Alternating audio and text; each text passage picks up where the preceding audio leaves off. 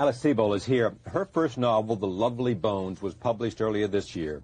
It tells a story of a 14-year-old girl who is raped and murdered by a serial killer who lives in her neighborhood. The book has sold over 1 million copies and is currently #1 on the New York Times bestseller list. The New Yorker magazine calls it, quote, a stunning achievement. I am pleased to have Alice Sebold at this table for the first time. And I also should say that many people believe that this is the best thing they've read in a while. And the one thing I will not ask you is, are you surprised by all this? I mean, if there's anything self-evident, that's clear. Exactly. Yeah. If there's anything self-evident, is that no one could expect, writing a first novel and it would have this kind of reaction. Okay, if you had heard this 5 years earlier, could you have done this? I mean, has anything happened to you in the last 5 years that made you more able to hear the voice, to listen to the voice, to project the voice? I think I wrote my memoir, Lucky, which is about my own rape and trial, which was something, I mean, if I had not written that book, I would not have written this book. I started this book first, but I needed to get my story out, and as soon as I got my story out in a way, then Susie could be, kind of borne aloft and really have her own way. I mean, she's bossy to the extent that I feel that she's responsible for me even writing my own memoir, because she didn't want my stuff clouding up her own book. How much have you talked about your own personal experience on the subject of rape? I've talked about it a fair amount. I certainly haven't talked about it as much as I've talked about Alice. I mean, I talked about Susie. Right, exactly. But I did a thing like last year for the Brooklyn DA's office and the NYPD. And what's the thing? I was a keynote speaker at a group, convention or meeting that they had here in Manhattan, and. So I've done things like that. Is there a connection between your being raped, your experience, and hearing Susie's voice? I think in that way that anybody who survives something where other people don't survive it, you always think about those. I mean, the easy thing to call it is survivor guilt. I mean, you always think about those people who didn't survive similar experiences. And so for years, I've been obsessed with the idea that there are so many dead girls that their photos are in the paper, but you never know anything about them, and they've lost their voice because they're dead. And so I definitely think I'm that's an obsession of mine or a drive of mine. So there's a connection. What's the drive to give them a voice? Yeah. Your memoir was about? My memoir is about my rape at 18 and the trial that followed it. So, and growing up, a lot of people have also said who've read it, it's also an interesting journey of a writer, like how one becomes a writer. Your memoir. Yeah, because it's also, for instance, I had a wonderful teacher, actually Jeffrey Wolf's brother, Tobias Wolf, as a Syracuse student, and I saw him right after I had seen the rapist on the street, and I went to report that I wasn't able to come to class because I was going to have to call the police. And he, at the time, which I didn't know until years later, was working on his memoir, This Boy's Life. Right. And the only thing he could tell me in that moment was, try if you can to remember everything. And so, that's a little seed that he planted that I could go back to years later and think he had a purpose for that. And, and he was giving me what he could. And in a way that was something that helped me as a writer, to have that example of that person who was trying to remember difficult times in his own past and make work out of it. What happened after you saw the rapist? Basically, he was arrested. We went into the trial process, things like that. But, you drive around in the car with the cops and look for him to see if he's still in the area. And, of course, he never is. The usual. It's just I haven't read your memoir, so I'm it's what's the title of it? Lucky, as you said earlier in this conversation. Right. Is it destined to the success of this book to influence a reprint of that book? Well, Lucky never came out in paperback, and now it's in paperback. So you can get this and get that in paperback. But that's a. Should they be read together, you think? I can't be the judge on that. Really, I think they serve different purposes, and I certainly wrote them in very different ways. So. You have said somewhere that you engaged in self-destructive habits for 10 years. wasn't. Before you were able to Yeah, it wasn't face quite. the reality. It wasn't. Maybe 10 years is a wrong. Yeah, 10 years is a little long, but I mean, in other words, the volume on how bad they were that was really high for about 2.5 years, and The self-destructive habit, what? I snorted heroin and drank too much, and just dated people that perhaps were not the best. Right choice for you. Right, exactly. Nothing that a lot of people who haven't had my experience haven't done as well. Sure. But and understandably so, except right, and it's all you're hurting yourself. Right, exactly. It's all the way in which you're doing it, and if you drink and throw up every time you drink, then that's not really having a good time. No. No, or if you risk an overdose with heroin, that's not having a good time either. Right. She's a very geeky girl, the kind who don't take home to mother. She will never let your spirits down. Once you get her off the street, oh girl. She likes the boys in the band. She says that I'm her all-time favorite. When I make my move to her room, it's the right time. She's never hard to please. Oh no, that girl is pretty wild now. The kind of girl you read about. That girl is pretty kinky. I really love to taste her. She's alright. She's alright.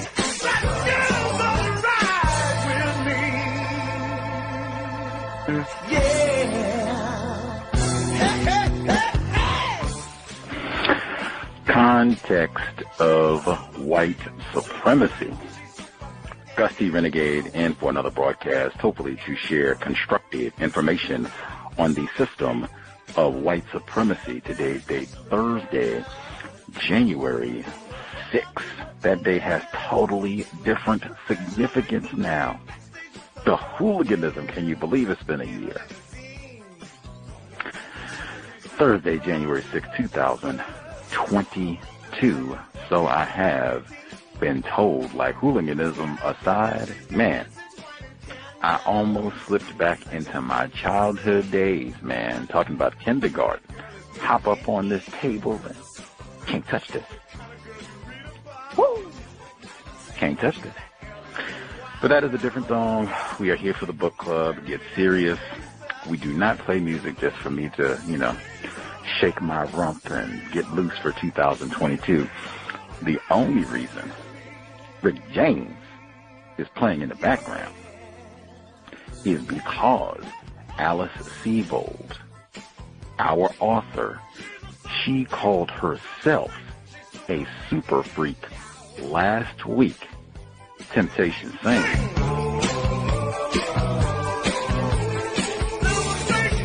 She called herself a super freak last week, and I pointed that out last week. I said, hey, she says her so-called Negro rape happened in 1981. That is the exact same year Rick James, super freak, released. Now, I said last week, I don't know what she meant when she said super freak. She calls herself a freak repeatedly in the book, but last week it went even further with the super freak. You can think to yourself, how many times do you hear someone, especially a female, call herself a freak? And then what's the context? What do they mean? Much less, how often do you hear someone call themselves a super freak? And again, what do they mean? So we're going to keep Rick James Super Freak in mind as we read the remainder of this book. And with everything she's already talked about, all of the so-called kinky sex, that word is in Mr. Fuller's word guide, and bondage and leather and straps and old white guys coming in having sex with these young freshman females, 40-year-olds. She talked about Woody Allen type of a thing, Jeffrey Epstein type of a thing. All of that and the underage drinking.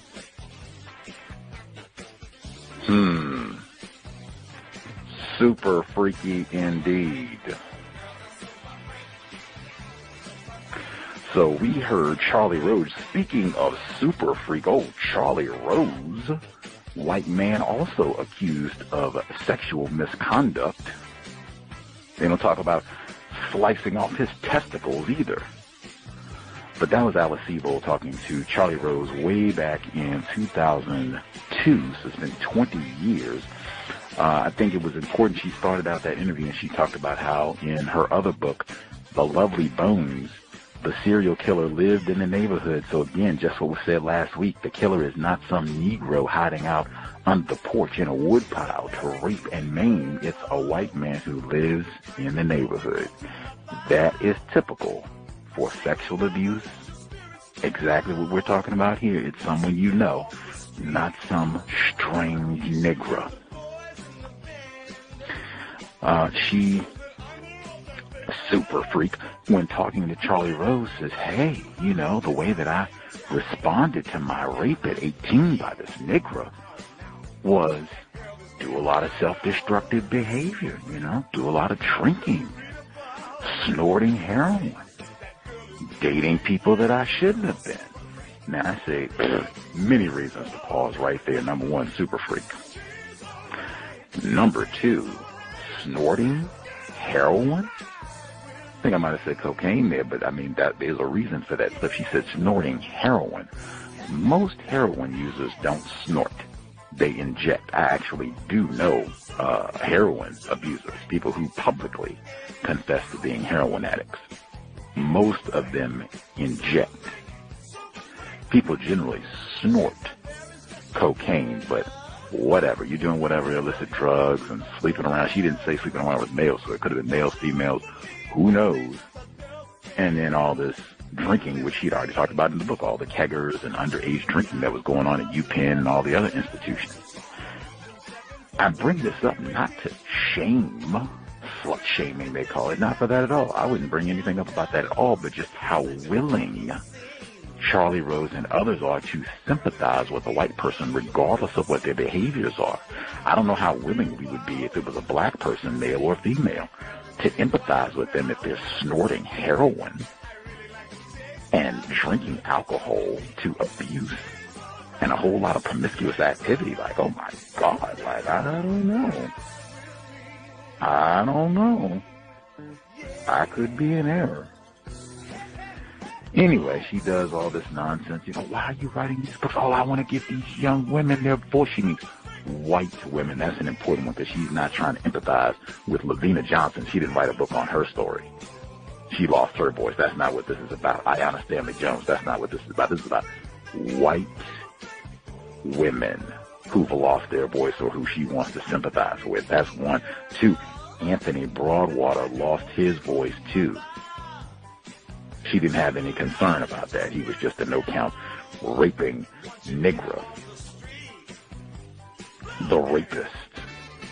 Incidentally, she has a lot of the laughter, where she laughs about her snorting and alcohol. She laughs about having to miss class to go pick out the rapist. It could be that she's nervous, but it just seems incongruent for what's being discussed. And we pointed that out in the book where she has those lines where she's making jokes with her dad immediately after the rape. The only thing that I've had to eat, or the only thing I've had in my mouth, is a cracker and cock. Hey, really? Anyway, we will return to the book. We're in chapter 8 of Alice Sebold's Lucky. This is our 4th installment on the book read. Take excellent notes. Be attentive. We will have the lineup for Gregory Madison, a.k.a. Anthony Broadwater, this week. Cal's Book Club, Alice Sebold, Lucky, audio segment number 1.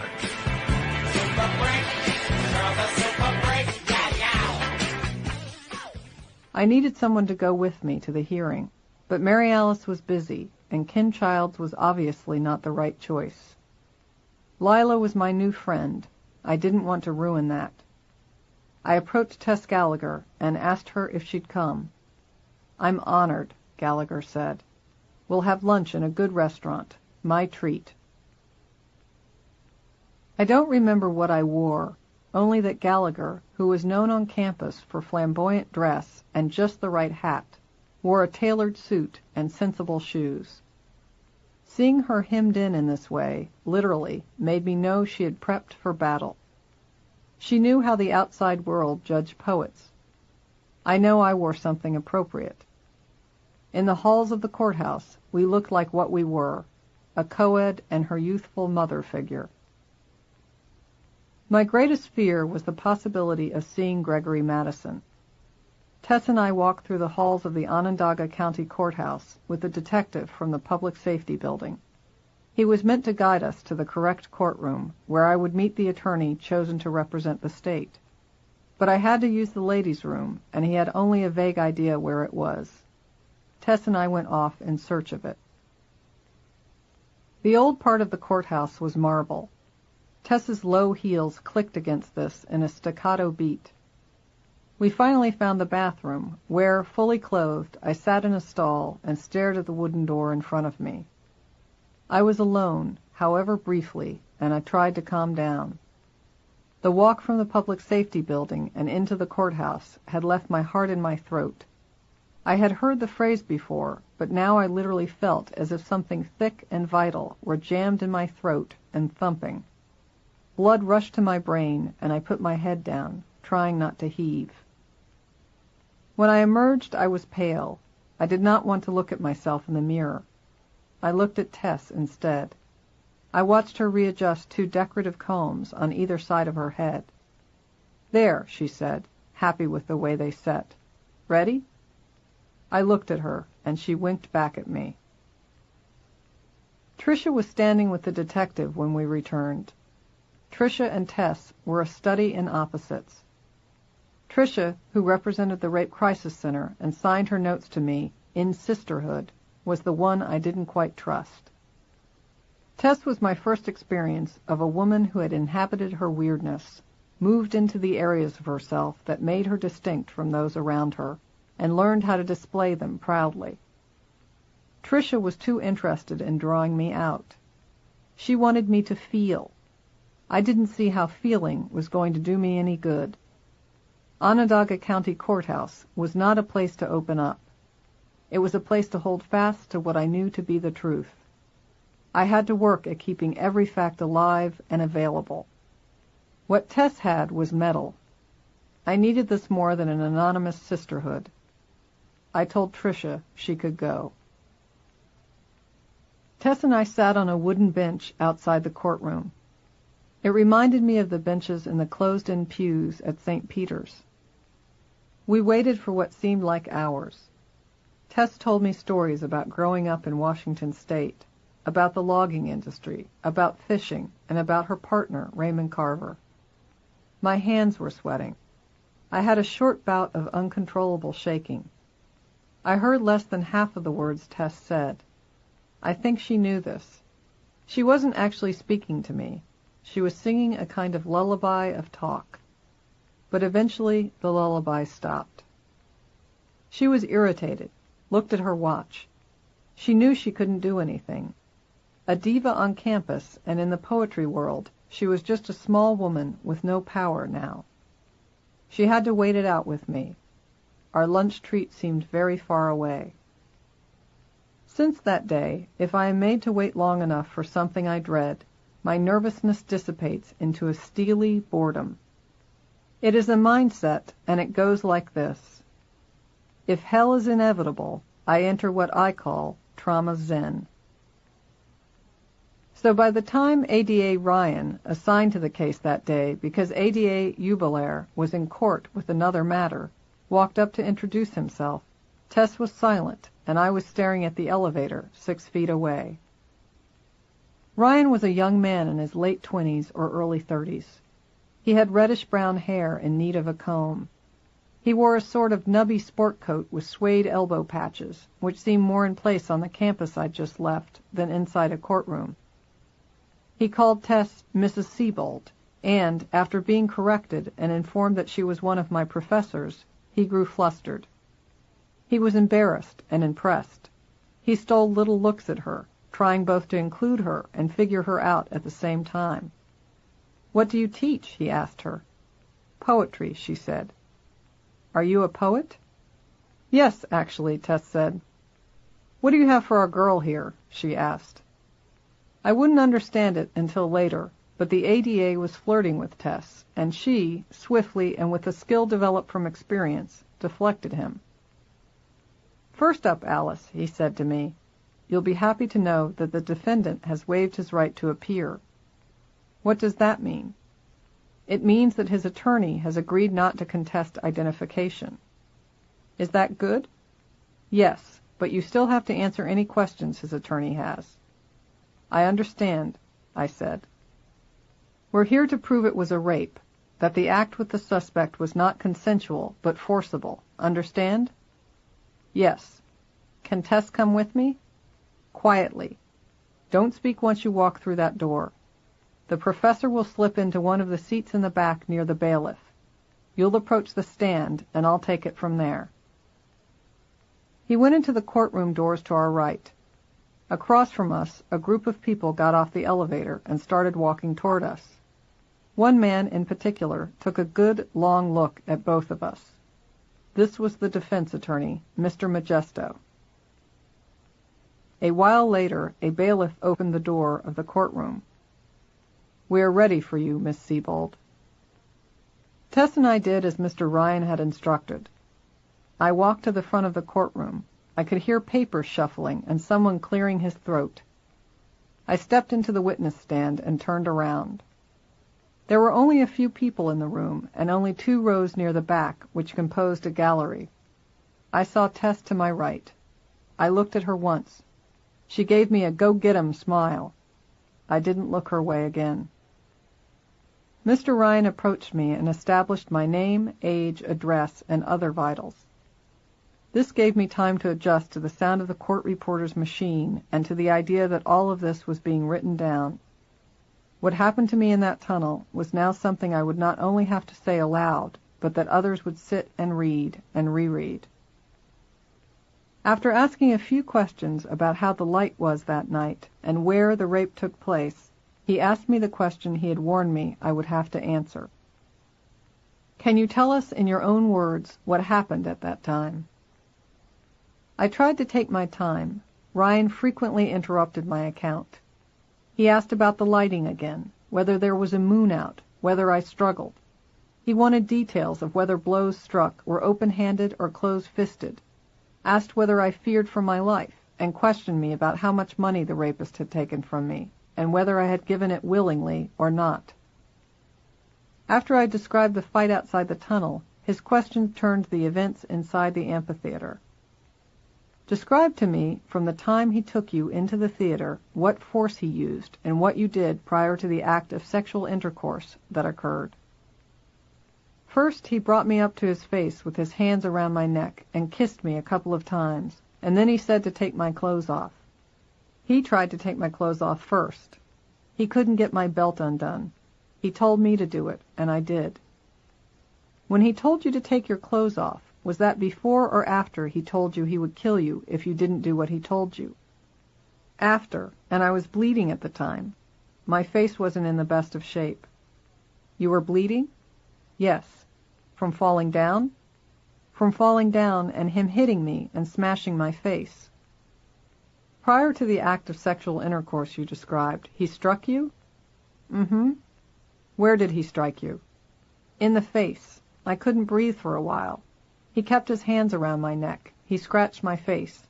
Also, he just generally punched me around when I was on the ground and he was sitting on me to keep me from going anywhere." "All right," Ryan said. "And after this you mentioned he was having some difficulty, having an erection for some period of time. Is that right?" "Mm-hmm." I had forgotten the instructions from the judge. I was supposed to clearly enunciate a yes or a no. "What happened after that?" "He wasn't able to have an erection. I didn't really know if he had or not. I'm not familiar with that. But then, before he came into me and had intercourse, he stopped once and made me get on my knees, and he was standing up, and he told me to give him a blowjob." "Did there come a time after this you eventually did get away from him?" "Yes." "How did that come about?" "After he did come in me, he got me up off the ground and started dressing and found some of my clothes and gave them to me, and I put those on, and he said, "You're going to have a baby, bitch. What are you going to do about it?" I detailed how the rapist hugged me, apologized, then let me go, only to call after me. Ryan paused. His next few questions were my only rest period. What was taken from me during the incident? What was the rapist wearing? His size? His appearance? "I don't recall whether you mentioned whether he was white or black," Ryan said before closing. "He was black," I said. "That is all, Your Honor." Ryan turned to sit down. The judge called cross, and Mr. Modesto stood and approached. Both defense attorneys who represented Madison over the course of the year shared certain traits. They were shortish, balding, and had something fetid going on their upper lips. Whether it was an unkempt mustache, as in Modesto's case, or grainy beads of sweat, it was an ugliness I focused on as each one cross-examined me. I felt if I was going to win, I had to hate the attorneys representing him. They may have been earning a paycheck, or randomly assigned to the case, had children they loved, or a terminally ill mother to take care of. I didn't care. They were there to destroy me. I was there to fight back. "Is it Miss Sebold? Is that the way it is pronounced?" "Yes." "Miss Sebold, you said you were at 321 Westcott Street on the night of the incident." "Mm-hmm." The tone of his voice was condemning, as if I had been a bad little girl and told a lie. "How long had you been there on this evening?" "From approximately 8 to midnight." "Did you have anything to drink while there?" "I had nothing at all to drink." "Did you have anything to smoke while you were there?" "Nothing at all to smoke." "Did you have any cigarettes?" "No." "You didn't smoke that evening?" "No." "You had nothing to drink that evening?" "No." That tack not having worked, he moved on to his next. "How long have you worn glasses?" "Since I was in the 3rd grade." "Do you know what your vision is without glasses?" "I am nearsighted and can see very well close up. I don't know exactly, but it isn't that bad. I can see road signs and such." "Do you have a driver's license?" "Yes, I do." "Do you need your license?" "Yes, I do." "You maintain your driver's license?" "Yes."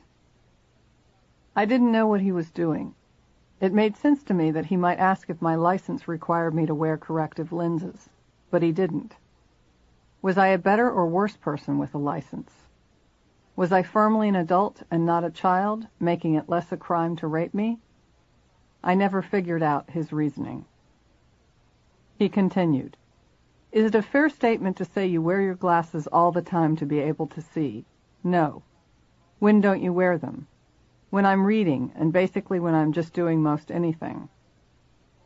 How could I explain, on the stand, a battle I had had with my eye doctor? He said I wore my glasses more than I needed to, that in my desire to be so clued in, I was ruining my vision and making my eyes, as they are now, dependent on corrective lenses. "Did you think you needed your glasses on this evening in October?" He meant May, but no one corrected him. "It was night." "Yes." "Do you see poorer at night?" "No, I don't." "Was there any special reason you brought your glasses?" "No." "Is it a fair statement to say you wear your glasses when you leave the dorm all the time?" "No." "Was there any special reason you wore your glasses that evening?" "Probably because they were a week old, and I liked them. They were new." He jumped on this. "New prescription or just new design of frame?" "Just new design of frame." "Prescription the same?" "Yes." "Prescribed by whom?" "Dr. Kent of Philadelphia, near my home." Do you recall when that was?" "December 1980, I think, was my last prescription." "Prescribed and made in 1980, is that correct?" Could he know that he was making his point and losing it simultaneously? That my prescription had been updated 6 months before the rape? I didn't know what he was doing, but I was going to follow him at every turn. He wanted to back me into a maze I couldn't get out of. I was determined. I felt I had what Gallagher had, metal.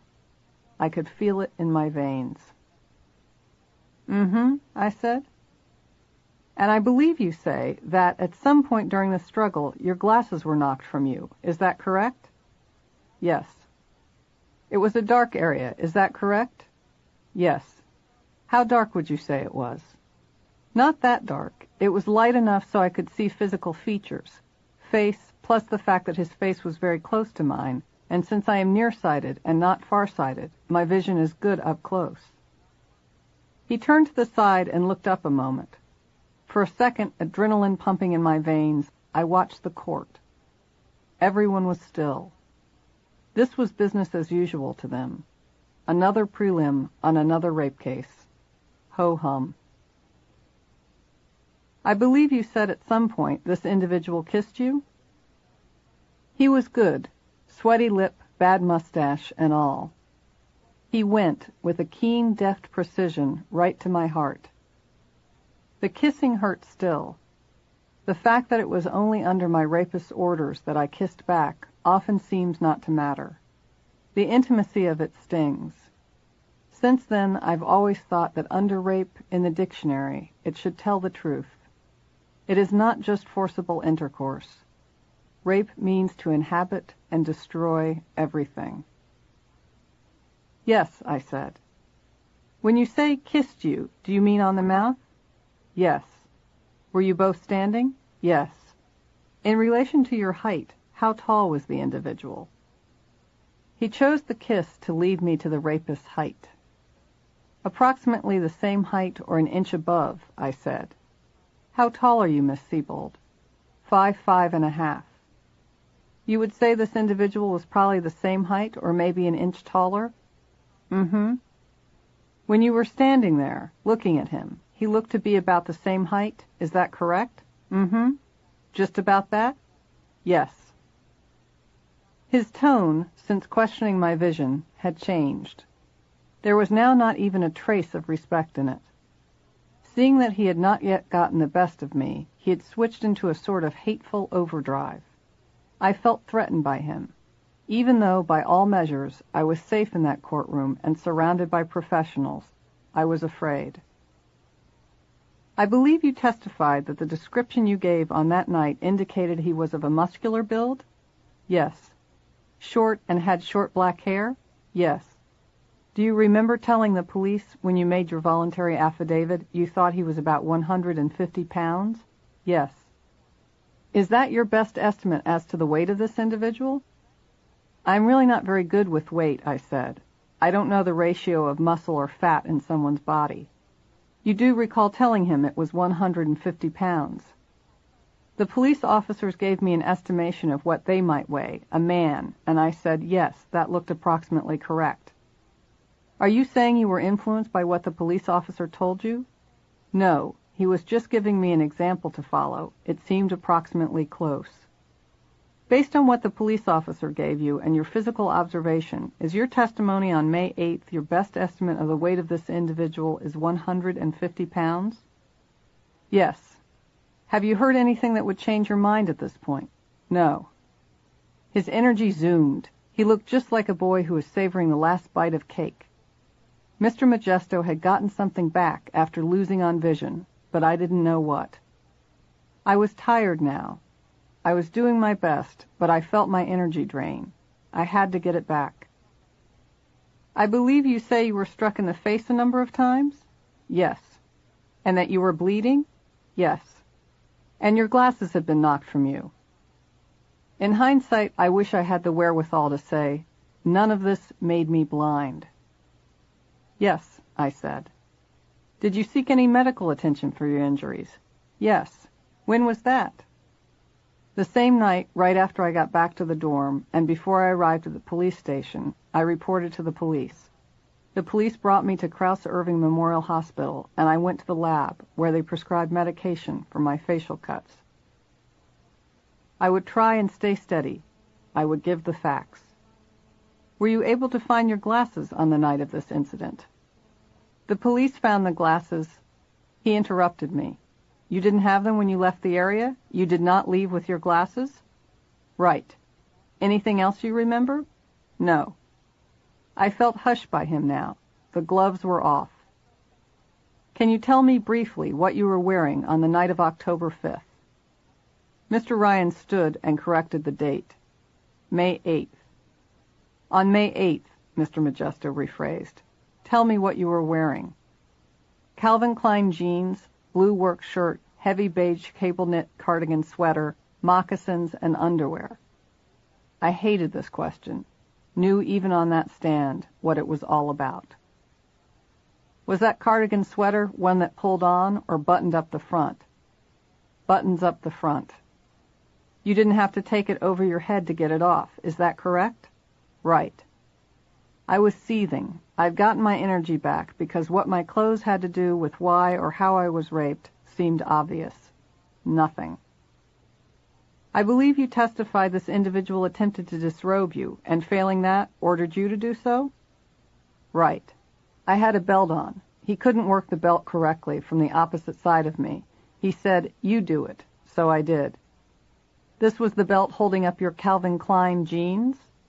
He emphasized Calvin Klein with a sneer I was unprepared for. It had come to this. Yes. He was facing you? Yes. Your testimony was he wasn't able to work the clasp, whatever the gimmick was, that closed that belt? Mm-hmm. You did it on his orders? Yes. Now it was his turn to take a point.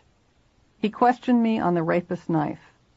I had seen it only in the photos of the crime scene and in my mind's eye.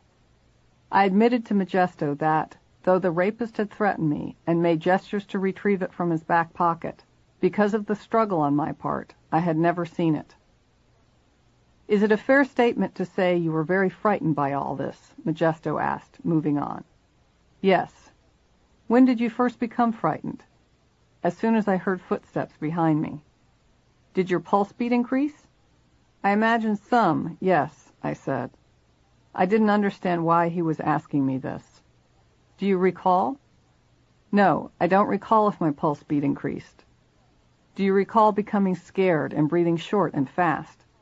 I recall becoming scared, and whatever physical things come from that, I probably had them, but I wasn't hyperventilating or anything like that. Do you remember anything else other than being scared? Mental state? I thought I'd say it, since that's what I thought he was driving at. No, he said. I mean physically. Do you remember how your body acted when you were frightened? Did you tremble, increase in pulse rate, have any change in breathing? No, I don't remember any specific changes except for the fact that I was screaming. I did keep telling the rapist that I was going to vomit because my mother gave me articles that said if you say you are going to vomit, they won't rape you. That was a ruse to use on this individual and might scare him off? Yes. Did you ever learn the identity of this individual? Exactly what time or...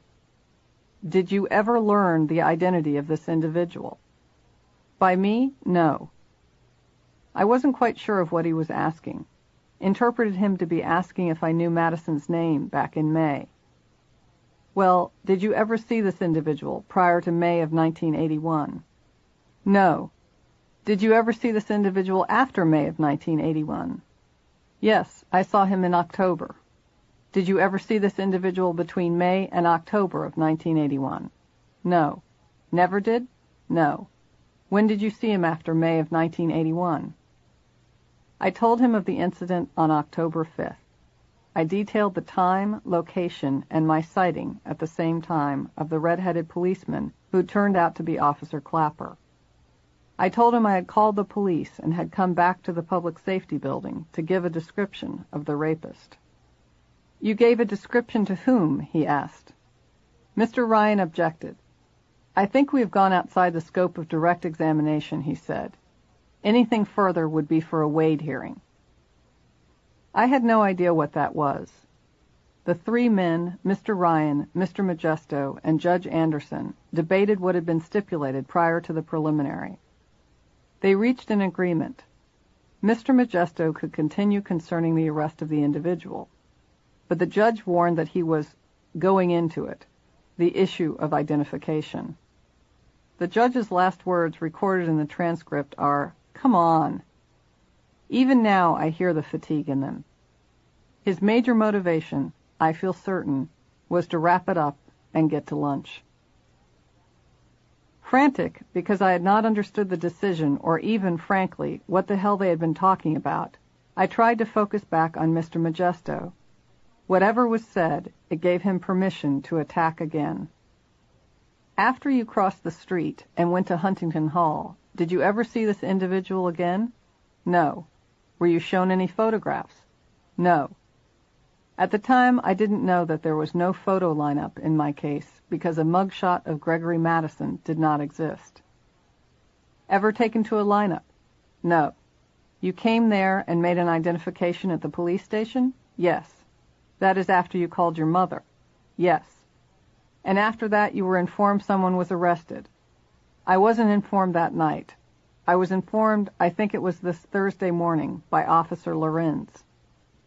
So, you didn't know of your own knowledge whether or not the individual that you saw on October 5th was the individual that was arrested? There was no way I could know that unless the police who arrested him. The question is, yes or no, do you know whether or not the individual... This time, when he cut me off, it made me mad. As they described the man, it was the man they arrested. Question is, do you know? I haven't seen him since he was arrested. You didn't see him? The man I described on the 8th of May and the individual on October 5th is the man that raped me. That is your testimony. You believe the man you saw on October 5th. I know the man I saw on October 5th is the man that raped me. The man you say is the man who raped you is the same man you saw on October 5th? Right. But you don't know whether that man was arrested. Well, I didn't arrest him. How would I know? That is my question. You don't know. All right, I don't know then. What else could I say? He had proven very dramatically that I was not a member of the Syracuse Police Department. Mr. Modesto turned to the judge. I don't think I have anything further, he said. But he wasn't done. I stayed in the witness stand while the judge listened and then debated the point of identification with him. It turned out that Ryan's purpose had been to have Madison in the court, that by Madison's having waived his right to appear, all Ryan now had to prove was that a rape had taken place on May 8th and that I had identified a man I believed to be my assailant. There was confusion. Ryan believed that in Madison waiving his right to appear, Modesto had forfeited the question of identification. That was not Modesto's understanding. Held for action of the grand jury, the judge said finally. He was tired. I concluded from the movements of Ryan and Modesto, they were closing up their briefcases, that I was done. Tess and I went to lunch. We had upstate New York food, cheese fries, that sort of thing. We sat in a restaurant booth, and the smell of grease from the kitchen filled the air. She talked. She filled the time with talk. I stared up at the lush restaurant philodendrons that adorned and softened the high shelves separating each booth. I was exhausted. Now I wonder if Tess was silently asking the question I do when I reread the transcripts from that day. Where were my parents? I want to give them an excuse. Perhaps they don't need one. At the time I felt that since it had been my decision to return to Syracuse, the outcome of this, that I had indeed run into my rapist again, was left to me. Now I'm tempted to make all the excuses available to them. My mother didn't fly, my father was teaching, etc. But there was time. My mother could have driven up, my father could have canceled his classes for one day. But I was 19 and ornery. I was afraid of their comfort, that to feel anything was to feel weak. I called from the restaurant and told my mother the judge's decision. She was happy I had Tess with me, asked questions about when the grand jury would be held, and fretted about the lineup, any close proximity to him. She had been nervous all day, waiting for the phone to ring. I was glad to bring her good news. It was the closest I could get to straight A's. I was taking a normal course load in school. Of the 5 classes, 2 were writing workshops, but 3 were requirements. Tess's survey course, a foreign language, classics in translation. In the classics class, I was bored stiff. The teacher spoke less than he intoned, and this, combined with the shabby, much-used textbook, made the class seem like an hour of death every other day. But in the midst of this teacher's droning on, I started to read Catullus, Sappho, Apollonius, and Lysistrata, a play by Aristophanes in which the women of Athens and Sparta rebel. Until the men of both nation-states agree to make peace, these women of warring cities unite in a boycott of all marital relations. Aristophanes wrote this in 411 B.C., but it translated beautifully. Our teacher insisted that it was low comedy, but in its hidden message, the power of women united, the play was very important to me. 10 days after the preliminary hearing, I returned home to my dorm after the Italian 101 class I appeared to be failing. I could not speak the words out loud the way we were required to. I sat in the back of the classroom and couldn't keep my mind on the conjugations. When I was called on, I butchered some form of what I was convinced might be a word, but which the professor had trouble recognizing. Under my door at Haven, someone had slid an envelope. It was from the office of the district attorney. I was being subpoenaed to testify before the grand jury on November 4th at 2 p.m. I was supposed to go down to Marshall Street with Lila after she got back from class. While I waited, I called the DA's office. Gail Jubilaire, who would represent me, wasn't in. I had the office assistant say her name a few times, slowly. I wanted to get it right. I still have the piece of paper where I wrote it down, phonetically, how to say it. Jubilaire or Ebilaire. I practiced saying it in front of the mirror, trying to make it sound natural. Hello, Ms. Jubilaire? It's Alice Sebold from State v. Gregory Madison. Hello, Miss Ebilaire? I worked on it. I put Italian aside. On the morning of November 4th, a county car met me at Haven Hall. I watched for it through the glass walls of the dorm's entranceway. Students had already attended breakfast in the cafeteria upstairs and gathered their books to leave for classes. I'd been up since 5. I tried to linger over the rituals of hygiene. I took a long shower in the bathroom down the hall. I moisturized my face, as Mary Alice had taught me to do the year before. I selected and pressed my clothes. My body alternated between stony chills and hot flashes of nerves centered near my chest. I was aware that this might be the kind of panic that ruled my mother.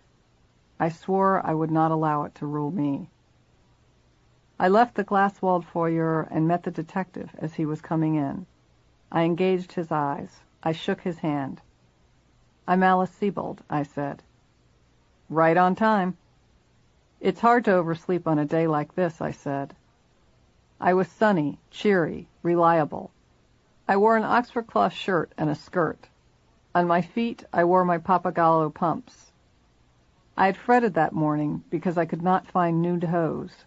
I had black and I had red, neither of which was an appropriate choice for the virgin co-ed the grand jury would expect.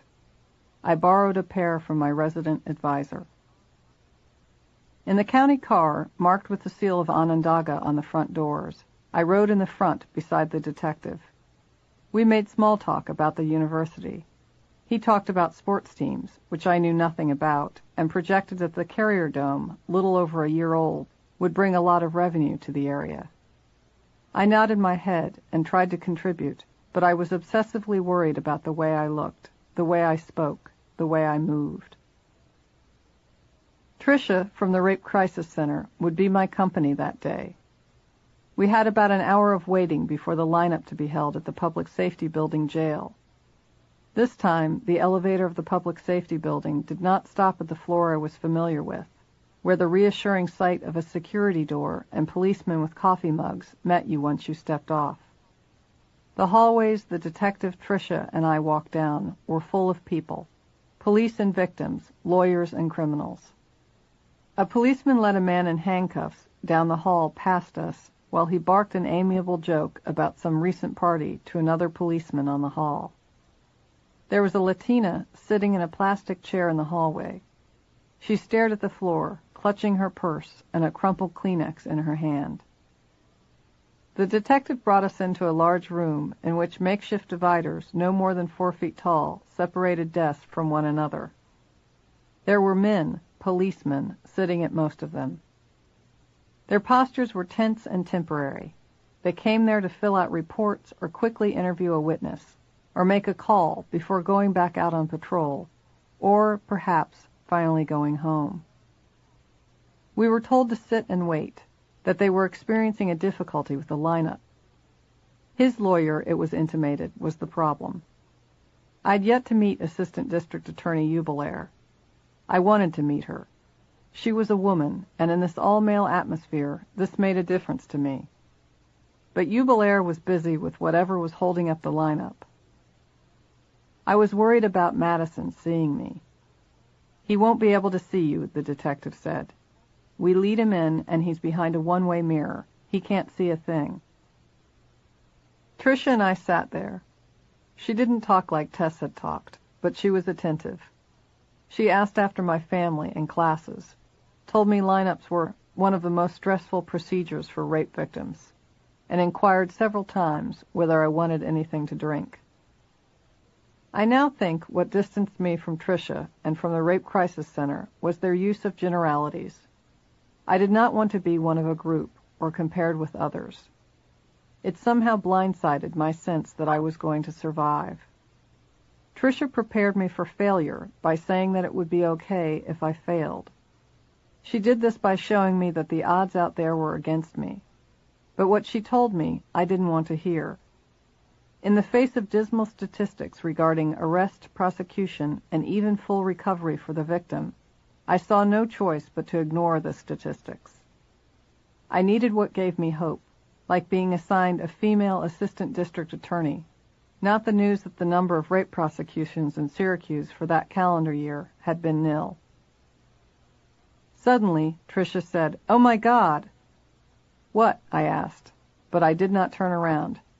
"Cover yourself." I had nothing to do this with. I bent over and put my face in my skirt. I kept my eyes open against the cloth. Tricia was up and complaining. "Get them out of here," she said. "Get them out of here." A hurried, "Sorry," came from a policeman. Moments later, I looked up. They were gone. There had been faulty communication about which way to lead the men in the lineup into the lineup room. I was out of breath. Had he seen me? I was sure if he had, he would find me and kill me. The treachery of my lies that night, that I would not report it to anyone, that I was too ashamed, would not be lost on him. I looked up. Gail Jubilair was standing in front of me.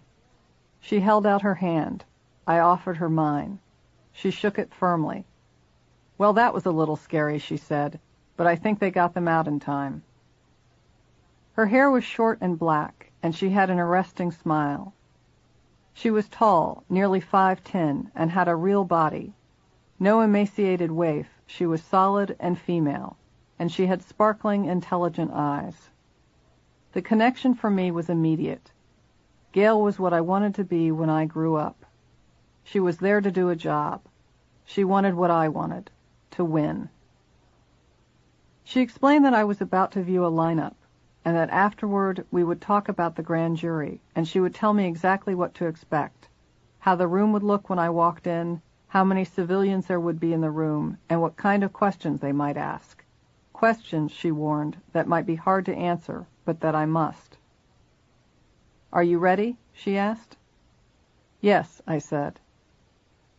Led by Gail, Tricia and I approached the open door to the viewing side of the room. Inside, it was dark. There were a number of men. One I recognized, Sergeant Lorenz. I had not seen him since the night of the rape. He nodded his head. There were 2 uniformed men, and another, the attorney for the defendant, Paquette. "I don't know why she has to be here," he said, indicating Tricia. "I am a representative from the Rape Crisis Center," Tricia said. "I know who you are, but I think there are too many people in here already," he said. He was small and pale, balding. He would be with me through the rest of the case. "It's common practice," Sergeant Lorenz said. To my knowledge, she is not an official here. She has no official connection to the case. The argument continued. Gail got involved. Sergeant Lorenz stated again that it was becoming more and more accepted in rape cases to have a representative of rape crisis there. She has her female attorney here, Paquette said. That's enough. I refuse to have my client involved in this lineup until she is removed. Gail consulted with Lorenz near the front of the dark room. She returned to where I stood with Tricia. He won't continue, she said. We're already behind on the lineup, and I have to be in court at 1. It's okay, I said. I'm okay. I was lying. I felt as if the wind had been knocked out of me. Are you sure, Alice? She asked. I want you to be sure. We can delay. No, I said. I'm okay. I want to do this. Tricia was dismissed. The lineup procedure was explained to me, how 5 men would be led into the area behind the mirror, and how before they were let in, the lights in that area would be turned on. Since it is light on their side and dark here, they won't be able to see you, Lorenz said. He explained that I should take my time, could ask him to have them turn to the left or the right or to speak. He repeated that I should take my time. When you are sure, he said, I want you to walk over and place an X solidly in the corresponding box on the clipboard I have set up over there. Do you understand? Yes, I said. Do you have any questions? Gail asked. She said yes, Paquette said. I felt like I had as a child. The adults were not getting along, and it was up to me to be a good girl enough to drain the tension from the room. That tension made my breath shallow and my heart race. I could tell Modesto my symptoms of panic now. I was thoroughly intimidated. But I had said I was ready. It was wrong to turn back. The room itself frightened me. I was unable to take my eyes from the one-way mirror. On television shows, there was always an expansive floor on the other side of the one-way mirror, and then a platform with a door off to the side where the suspect stepped into the room, filed up 2 or 3 stairs, and took their places. There was a reassuring distance between the victims and the suspects. But the rooms I'd seen on cop shows were nothing like this one. The mirror took up a whole wall. On the other side of the wall was a space little wider than a man's shoulders, so that when they entered and turned, the front of their bodies would be almost flush against the mirror. I would share the same square foot of floor with the suspects. My rapist would be standing right in front of me. Lorenz gave the order over a microphone, and the light was switched on the other side of the mirror. 5 black men in almost identical light blue shirts and dark blue pants walked in and assumed their places. You can move closer, Alice, Lorenz said. It's not 1, 2, or 3, I said. You don't need to rush, Eubelair said. Move closer and take a good look at each of them. I can have them turn to the left or right, Lorenz said. Paquette was quiet. I did as instructed. I moved closer, even though already they appeared close enough to touch. Can you have them turn to the side? I asked. They were asked to turn to the left, each of them, individually. When they faced front again, I drew back. Can they see me? I asked. They can see a movement on the glass, Lorenz said, but they can't see you, no. They know when someone's standing in front of them, but they won't know who it is. I took this at face value. I did not say, who else could it be? There had been no one else with us in that tunnel. I stood in front of number 1. He looked too young. I moved to 2. He looked nothing like the suspect. Out of the corner of my eye, I already knew the challenge came 2 men down, but I stood in front of 3 long enough to agree with my earlier assessment. He was too tall. His build was wrong. I stood in front of number 4. He was not looking at me. While he looked toward the floor, I saw his shoulders, wide like my rapist's, and powerful. The shape of his head and neck, just like my rapist's. His build, his nose, his lips. I hugged my arms across my chest and stared. Alice, are you all right? Someone asked. Paquette objected. I felt I had done something wrong. I moved on to number 5. His build was right, his height, and he was looking at me, looking right at me, as if he knew I was there, knew who I was.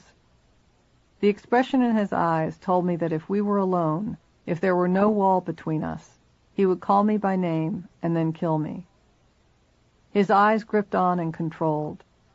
I mustered all my energy and turned around. "I'm ready," I said. "Are you sure?" Lorenz said. "She said she was ready," Paquette said. I approached the clipboard while Lorenz held it for me. Everyone watched, Gail, Paquette, and Lorenz. I placed my X in the number 5 box.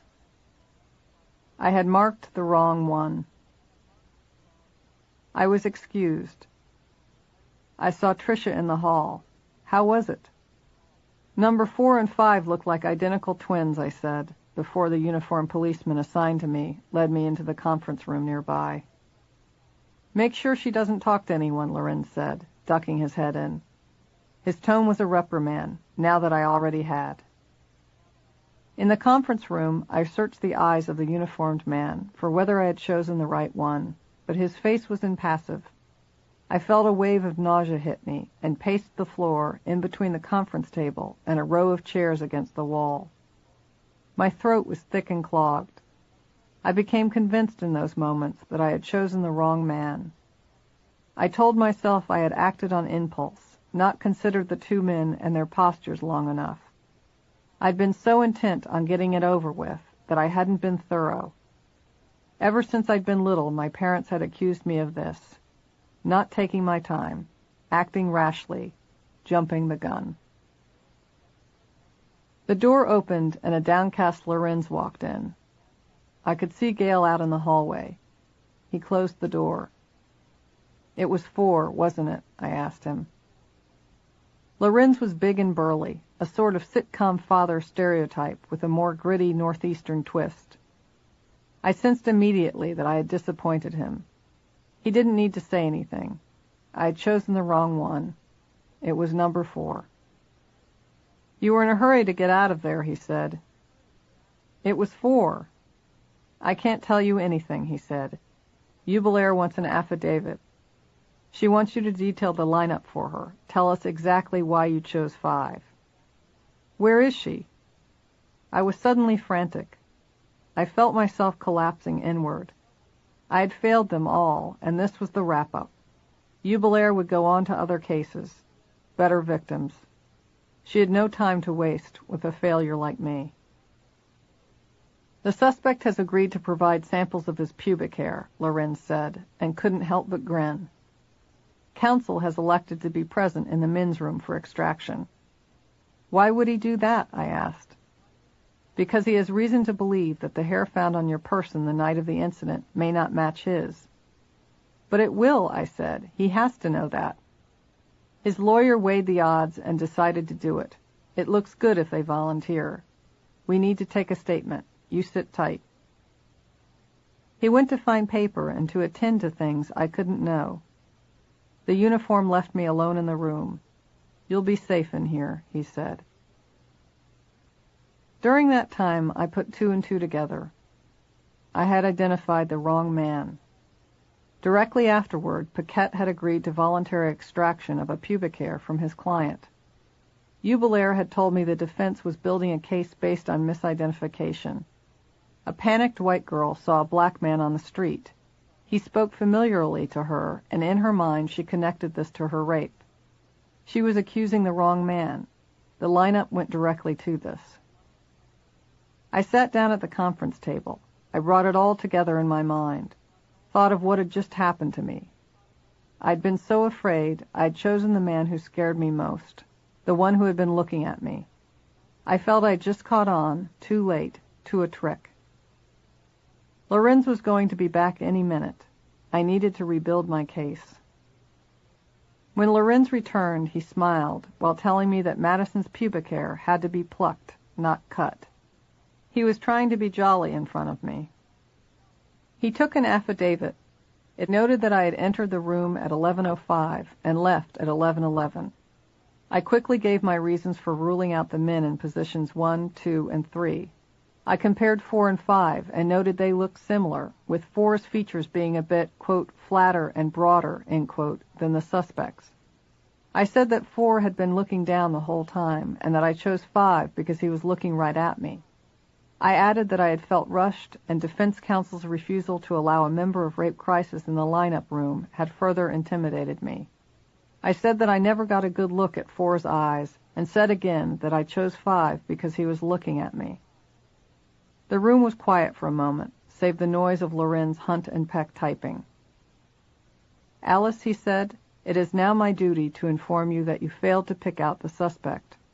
He did not tell me which one was the suspect. He couldn't, but I knew.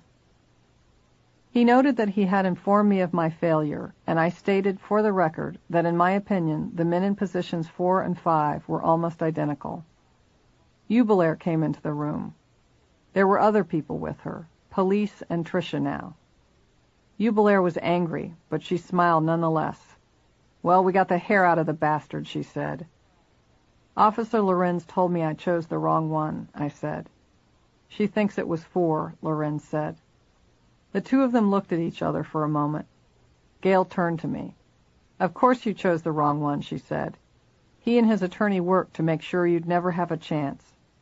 "Gail," Lorenz warned. "She has a right to know. She knows anyway," she said, looking at him. He thought I needed protection. She knew I craved the truth. "The reason why it took so long, Alice, is because Madison had his friend come down and stand next to him. We had to send a car to the prison to get him here. They wouldn't go ahead until he showed." "I don't understand," I said. "He's allowed to have his friend stand next to him?" "It's the defendant's right," she said, "and it makes good sense on a certain level. If the others in the lineup don't appear to the suspect to look enough like him, he can choose someone to stand beside him." "Can we say that?" I was beginning to see a window of explanation here. I might still have a chance. "No," she said. "It goes against the defendant's rights. They really worked a number on you. He uses that friend, or that friend uses him, in every lineup they do. They're dead ringers." I listened to everything she said. Eubelair had seen it all, but still was passionate enough to get mad. "So the eyes? His friend gives you a look that's scary. He can tell when you're standing in front of the mirror, and he psychs you out. Meanwhile, the suspect looks down like he doesn't even know where or why he's there, like he got lost on the way to the circus." "And we can't use that in court?" "No. I stated a formal objection before the lineup, so it would be included in the record, but that's just a formality. It's not admissible unless he lets prior knowledge slip." The unfairness of this seemed unconscionable to me. "Rights are weighted on the side of the defendant," Gail said. I hungered for more facts. In those moments where I could easily have slipped away, facts were my life. That's why the law uses words like reasonable doubt. It's his attorney's job to provide that doubt. The lineup was a risk. We knew something like this could happen, but there was no photo in the mug books, and he waived the prelim. We had no choice. We can't refuse a lineup. What about the hair? If we're lucky, it will match all 17 points available on a hair. But even hairs taken from the same head can vary on these points. Paquette decided the gamble was worth it. He's probably going with the story that you lost your virginity voluntarily that night and were sorry about it, that eventually you would have blamed any black man that ran into you on the street. He'll do his best to make you look bad, but we're not going to let that happen. What's next? The grand jury, she said. I was miserable. At 2, the next big leg of this journey would begin, and I had to be ready for it. I'm sure I spent that time trying to clear my mind of my failure that morning, trying not to let the picture of me that Madison's attorney was building invade my mind. I did not call my mother. I had no good news, though I did have Eubelair. I focused on the fact that she had been present for the pubic extraction. At 2, I was brought into a waiting area outside the grand jury room. Gail was inside. We had not had time, as she had wished, to talk beforehand. She had been busy working on questions through lunch, and although I was scheduled for 2, there were other witnesses appearing before me. Tricia, with my assurances, had left following the lineup. While I waited, I tried to think about an Italian test I had to take the next day. I got out a worksheet of sample sentences from my knapsack and stared at them.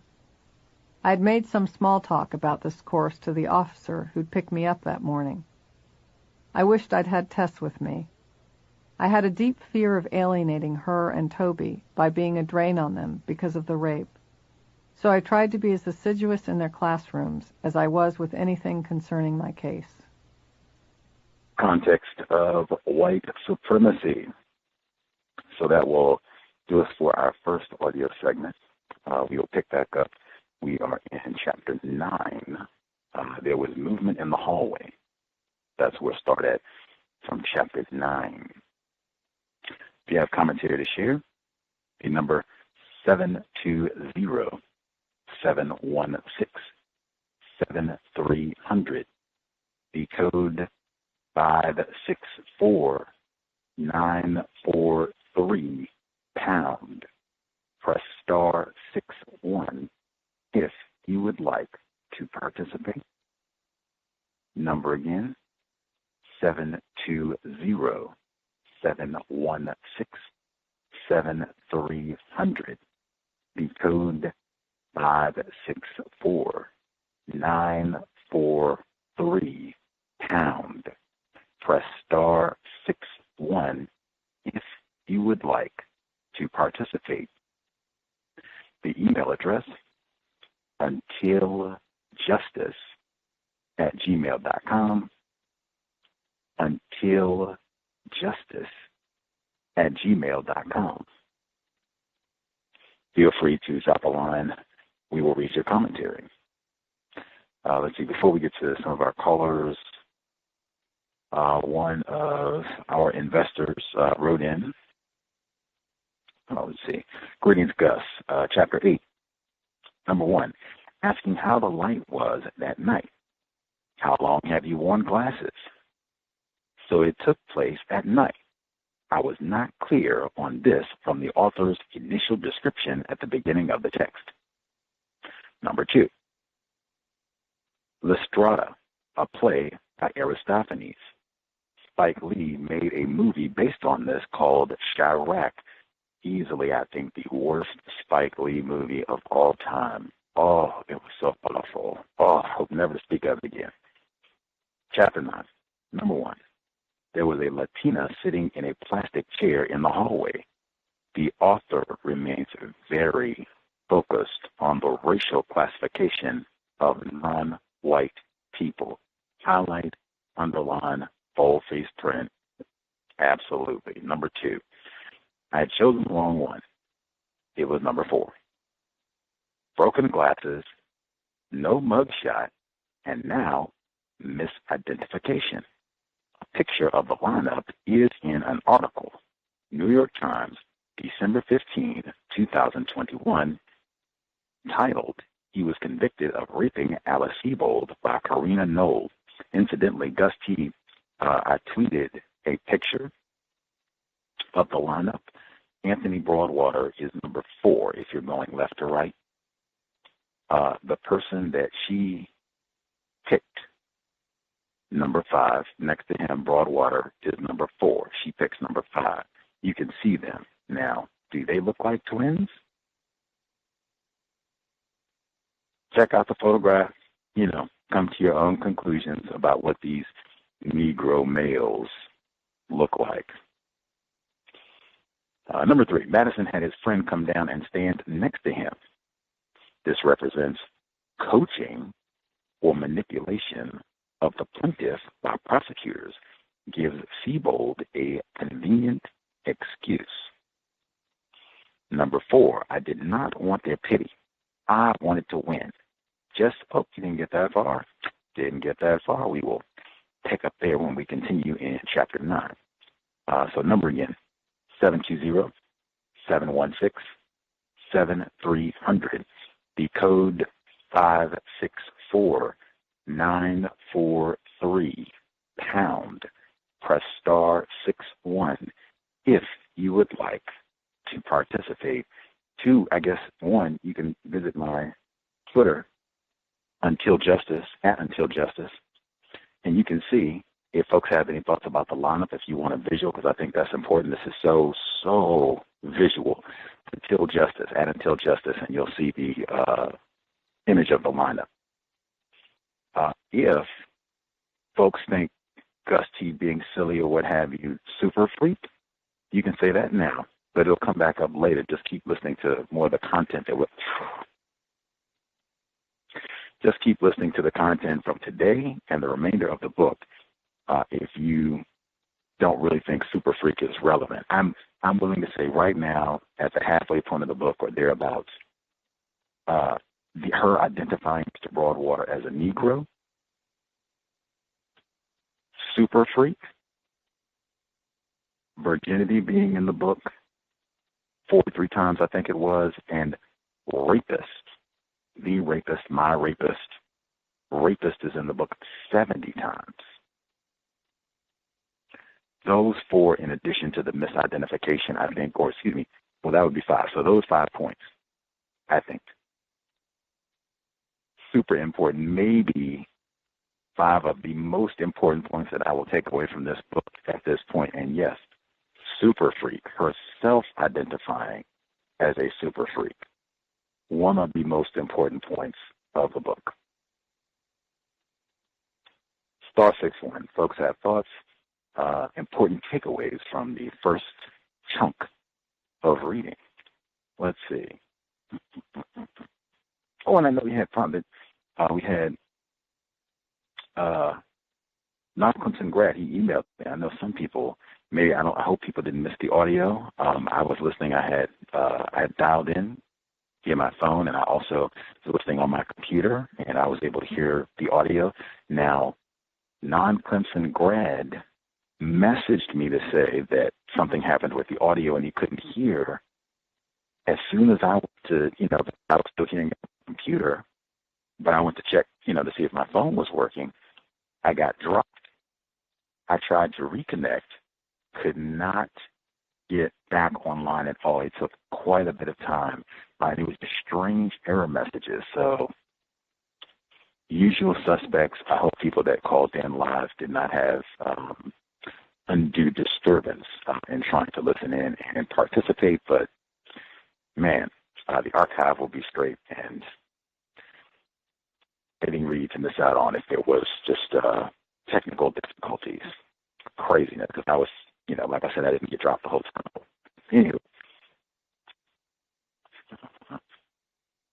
folks are spectating. Hopefully they got to hear. I'll share a few of my notes and then check in and see if I have thoughts to share. Let's see.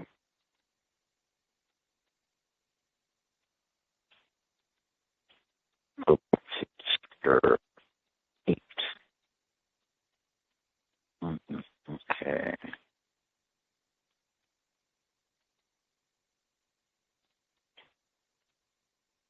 I'm so glad, I guess before I get to specific notes, I'm so thankful that, even though I'm appreciative that folks are willing to volunteer their time and energy to narrate, I'm so thankful that we had Alice Sebold narrate her own writing. I think that is so important, the way that she reads. 10 years of the book club, we've had a lot of authors read their own work on the program, including Dr. Maya Angelou. We've had a lot of authors talk about rape, sexual abuse, including Dr. Maya Angelou. So we have a point of reference. She is so flat. There's just no emotion. There's no change in her tone, in her cadence, her emotion, inflection, nothing. Like,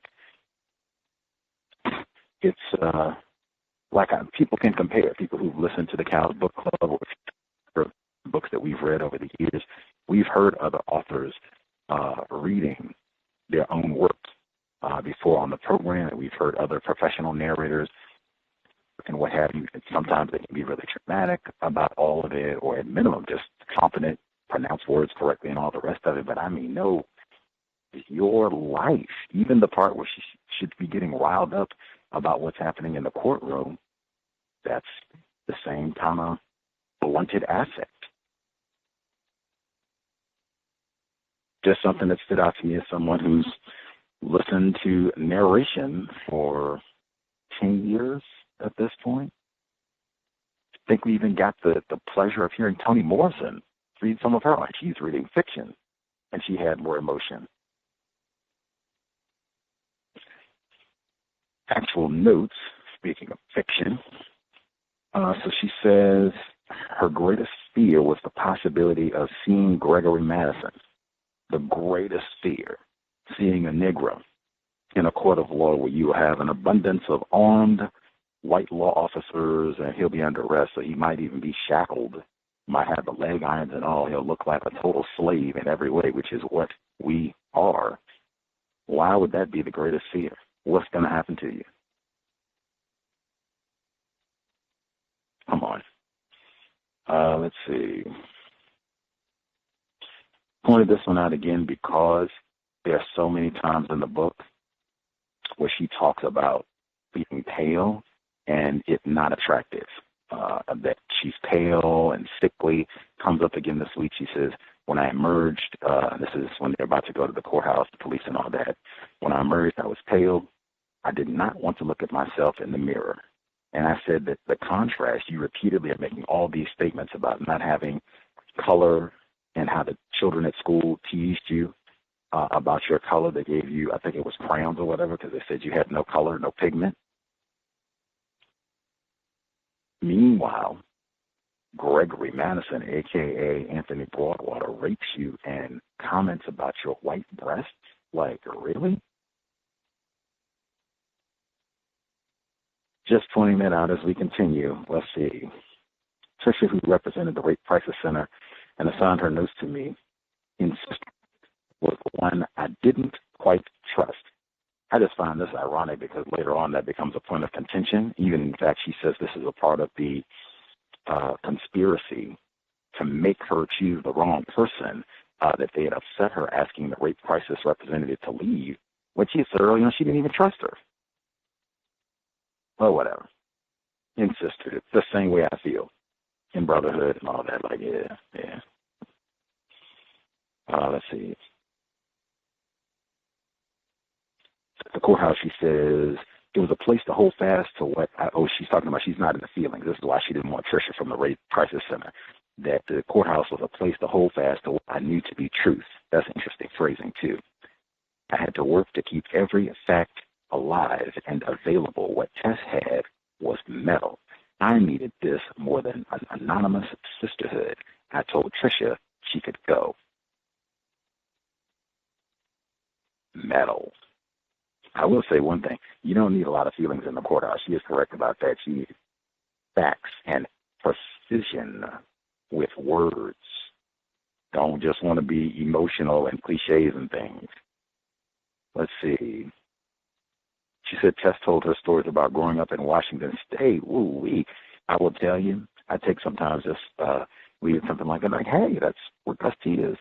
Signals, this is what I'm supposed to be doing. Another one was when I said, man, her referencing as a super freak in this book. When I was looking on YouTube, let's see if we can find super freak, find what year, 1981, do my, like, oh, wow, might be something here. Rick James performed at New Year's Rockin' Eve, December 31st, 1982. It's 1/6/2022. That'd be almost 40 years. I guess it'd be almost 39 years to the day. He celebrated and performed New Year's Rockin' Eve. They do the ball drop and everything that I think was suspended this year or muted somewhat this year because of COVID. He performed Super Freak. Alice Sebold could have been there. I mean, even pointing that out, he was in New York City, New Year's Eve 1982. I suspect she was still a Syracuse student. He could drive from Syracuse to New York City. She could have been there in the crowd. Super freaky. Heroin and all that. Hey, they got that in common, right? We can do some drugs together. But little things like that, I'm like, wow. is he really doing Super Freak live for New Year's Eve? Like Dick Clark special, he was doing Super Freak for New Year's Eve, 1982? Yes. Signals from the Creator. Continuing.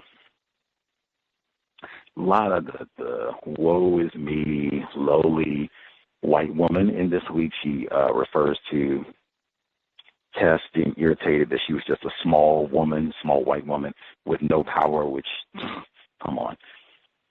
Let's see. Next, she says,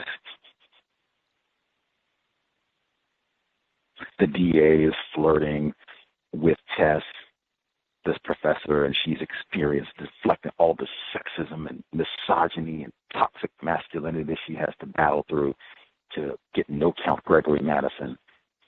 Let's see. So the attorney for Mr. Broadwater apparently agreed not to contest identification. Jesus Christ. This is the difference in having Johnny Cochran or having some no-count public defender, excuse me. Like, it's something that technical. Let's contest the identification, especially since she didn't even get to see the guy that they arrested. How do you even know that you got the correct person? Let's contest the identification. Let's contest everything, in fact. Make sure they have dotted all the I's, crossed all the T's. Let's see.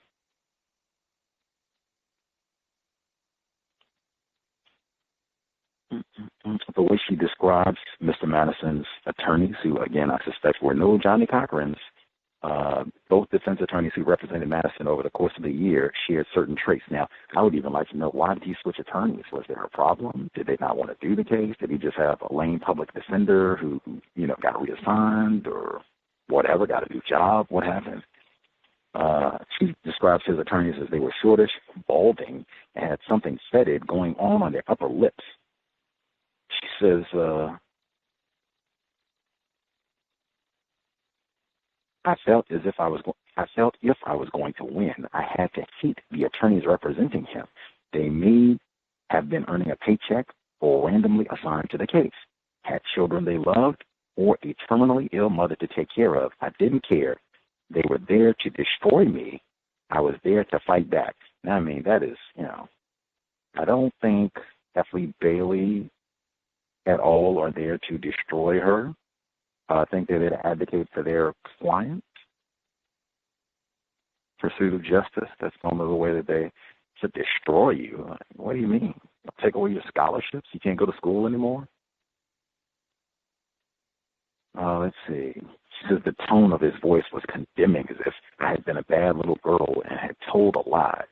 Now, she has a lot of that, as though she's being treated like a child in all of this. Incidentally, she is still a teenage student, but I mean, whatever. You have rallied all of these armed white men to go beat up random black people on the streets, and then Mr. Broadwater and all the rest, but you feel as though you're not fully empowered as a white woman? Intersectionality, yes. Let's see. She says,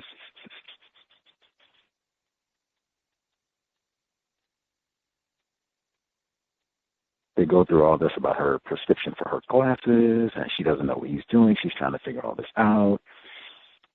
He wanted to back me into a maze. Mr. Broadwater's attorney, Modesto, I couldn't get out of. I was determined. I felt I had what Gallagher had, metal. I could feel it in my veins, only because I listened to that Charlie Rose interview from 2002. But, oh, no, that's not what was in your veins. Aaron. Let's see. She continues, this is talking about the attorney. There was now not even a trace of respect in his tones, that he had not gotten the best of me. He had switched into a sort of hateful overdrive. What? What does that even mean? I felt threatened by him. That is classic way. I'm threatened. You're in a court of law. They generally have bailiffs, armed white men. This might be a public defender. Like, he doesn't care about you. I'm not even being paid. not paid well enough to properly represent this raping Negro, or could be raping Negro, or maybe raping Negro, or whatever. Like, let's get through this. I got other things to do. Out to destroy you. Oh, what are you even talking about? Answer these questions so we can go. Let's see. And the other thing I have to say, this book was published in 1999. She's talking about looking back with hindsight. I wish I had told that attorney that none of this talk about my glasses made me blind. Like, wait a minute. You published this book nearly 20 years after this rape. The trial was in 1982. This book was published in 1999. You got a conviction here. There's no reason for you to be looking back bitter and salty about the court experience. None whatsoever. You got what you wanted. Unless you wanted the death penalty, unless you wanted to actually do some castration. You got a conviction, 16 years, and you didn't even get the right person. How could you possibly be looking back and, oh, I wish I had said this, said that, and put him in? Like, what are you talking about? Like you were wronged in this process somehow?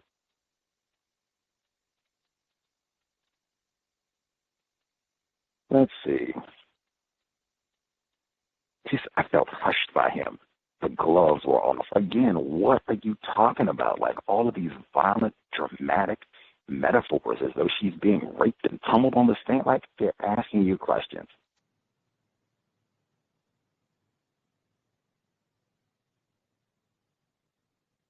That's the procedure. Let's see.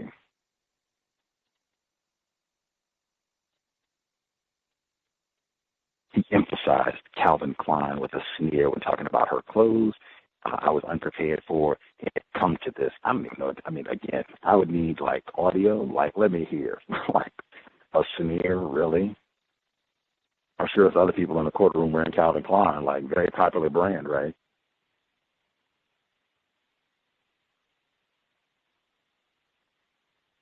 Let's see.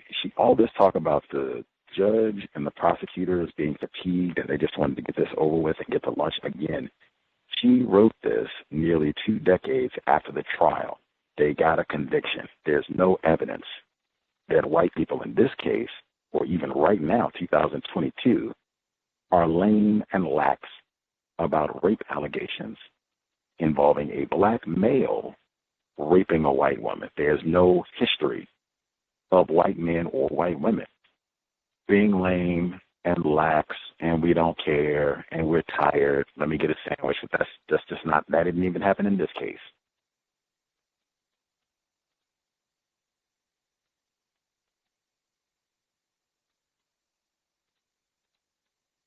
I thought it was so important. I brought this up last week. Like, man, they are the enforcement officers in Syracuse were celebrating, doing the old Norm Stanford, right on. We got another raping Negro off the street. She hadn't even seen the person that they arrested. How do you know this is the right guy? Her attorney adroitly bringing that up in trial. You don't know. And she gets her little attitude like, I don't know what he's trying to make. I wasn't there when he was arrested. We're just trying to clarify. Again, can you just answer the question? If we are tired, hurry up and answer the question so we don't have to keep going through this. You actually didn't see the person that they put the handcuffs on, right? Right. So we have an ID coming in again, just why ways contesting the identification. My God, who was the idiot that did that? I hope it wasn't the same attorney. Yeah, and I feel like even Sebold, I feel like there are lots of points now in the book, I feel like, where she's being dishonest. This is another one that just chalk all this up to saying, well, of course I didn't work for the police department.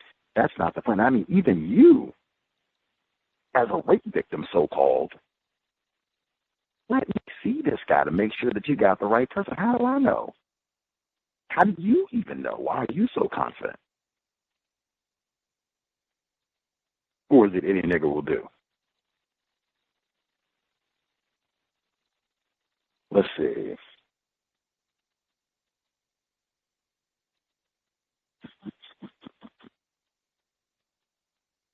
Oh, someone brought this up last week. They compared this to Lucky Bones. And they said in Lucky Bones, the second book that Sebold wrote, which is fiction, the parents, the white parents, one of whom is Mark Wahlberg, convicted terrorist, almost talking about cutting out somebody's eyes. In that film, the parents are just overwhelmed with grief about their daughter and consumed by it. Now, the mom ends up running off and having an affair. She goes to California, super freak. But Mark Wahlberg, the dad in particular, is really consumed by this and wants to find the killer and just goes to his daughter's room and, kills her. The whole family, all of them.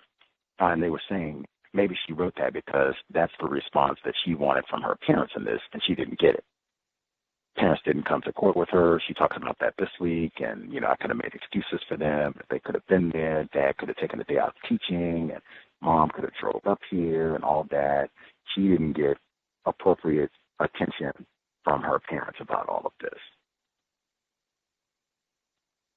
Important, since that comes up so blatantly this week, her, talk directly, explicitly, her moaning about all of this.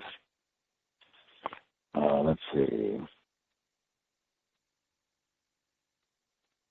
Chapter 9. I have been to the Carrier Dome. I told you I accepted at Syracuse. I could have been a fellow Orangeman, Donovan McNabb. Let's see.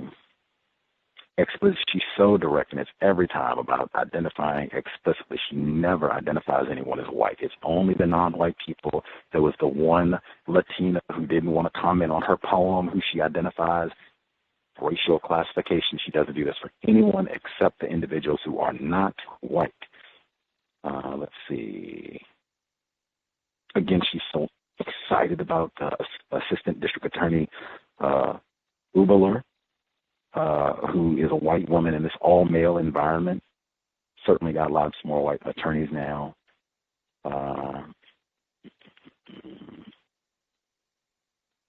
Let's see.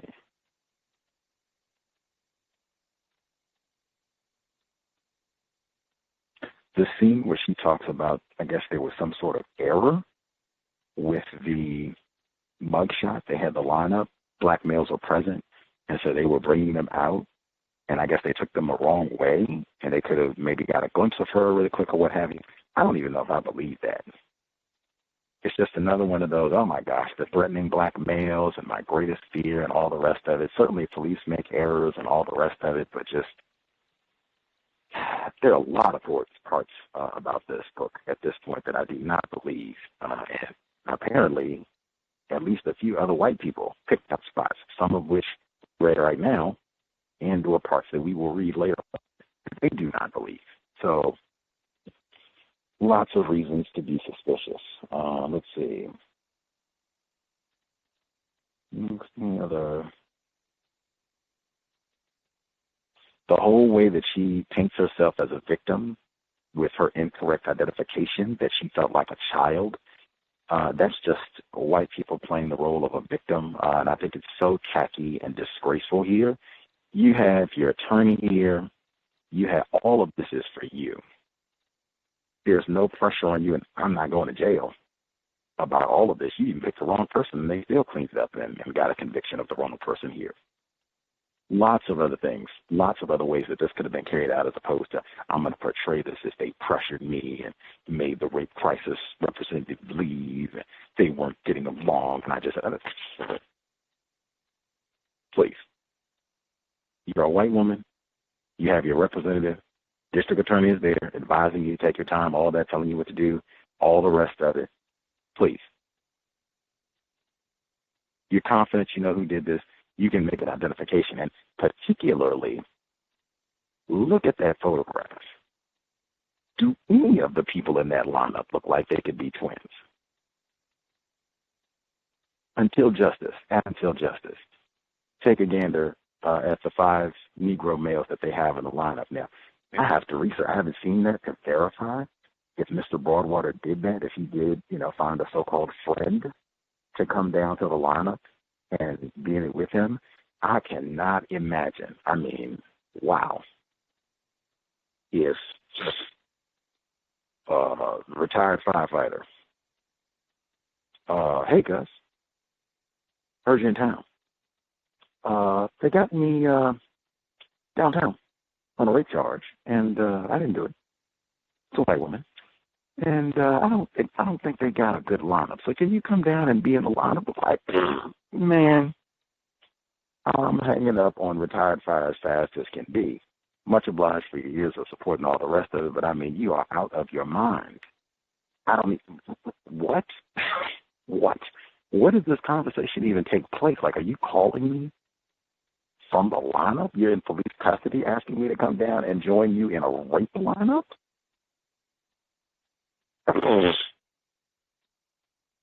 Anyway, if it is the type of thing where you feel like they have put you in a lineup where nobody looks like you, you're really going to stand out. And if they're saying that the height description for this person is 5'7", and they got a whole lineup of people who are about 6 feet tall, and you're the only one that's 5'8", like, okay, I could see, can we, try to do something to make this a little bit better.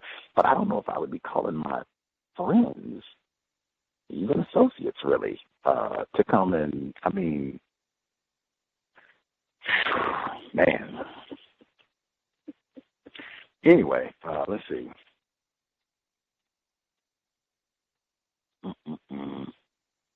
She says 5 black men in almost identical light blue shirts and dark blue pants walked and assumed at their places. This is not 5 identical black males, not by a long shot. They might have on similar clothing, and that's about it. But I mean, this is not 5 identical black males by any stretch of the imagination. Let's see.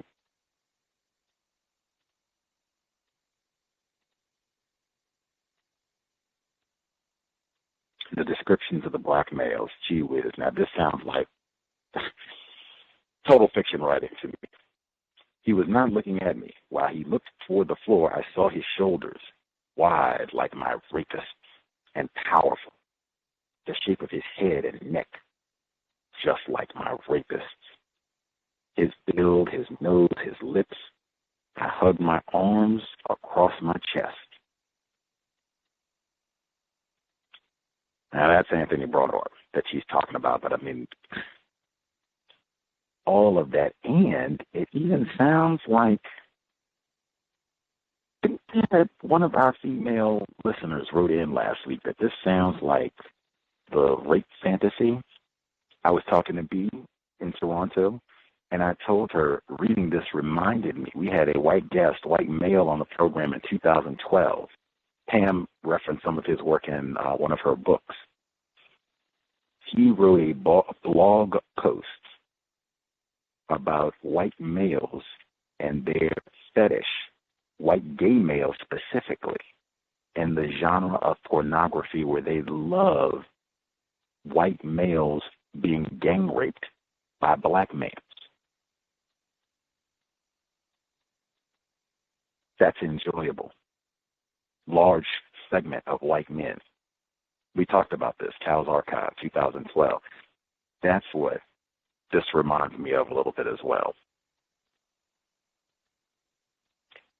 Super freak. Now, as I continue, she moves on.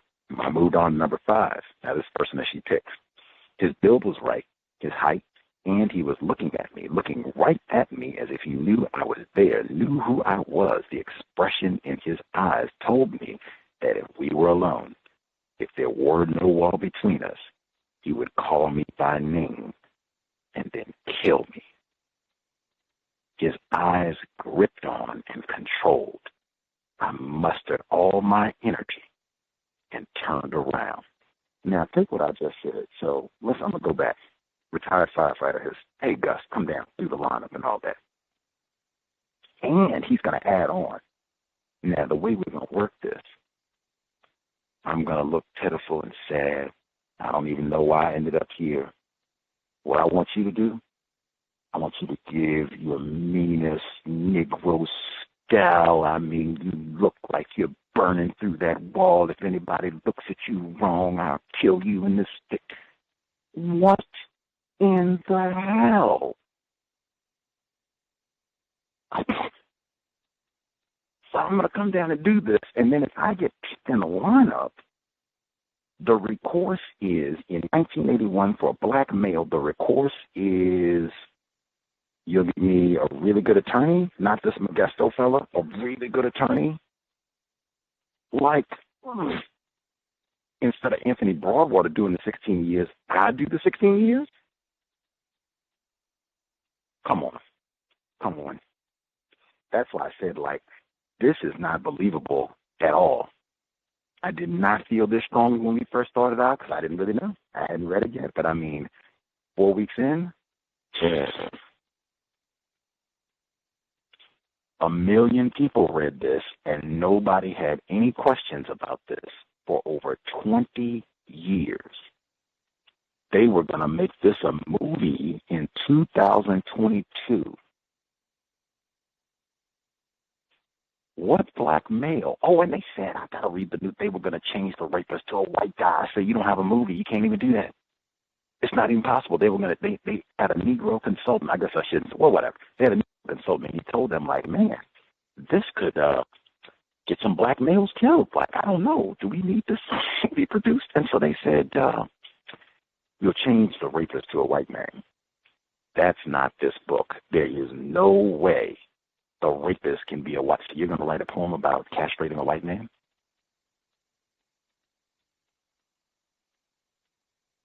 How does the Syracuse police officers, they go out and just beat up 3 random white guys in this?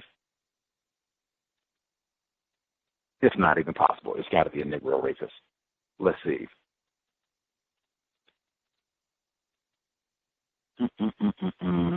She says, in the conference room, I searched the eyes of the uniformed man for whether I had chosen the right one, but his face was impassive. I felt a wave of nausea hit me and placed the floor in between the conference table and a row of chairs against the wall. My throat was thick and clogged. I became convinced in those moments that I had chosen the wrong man.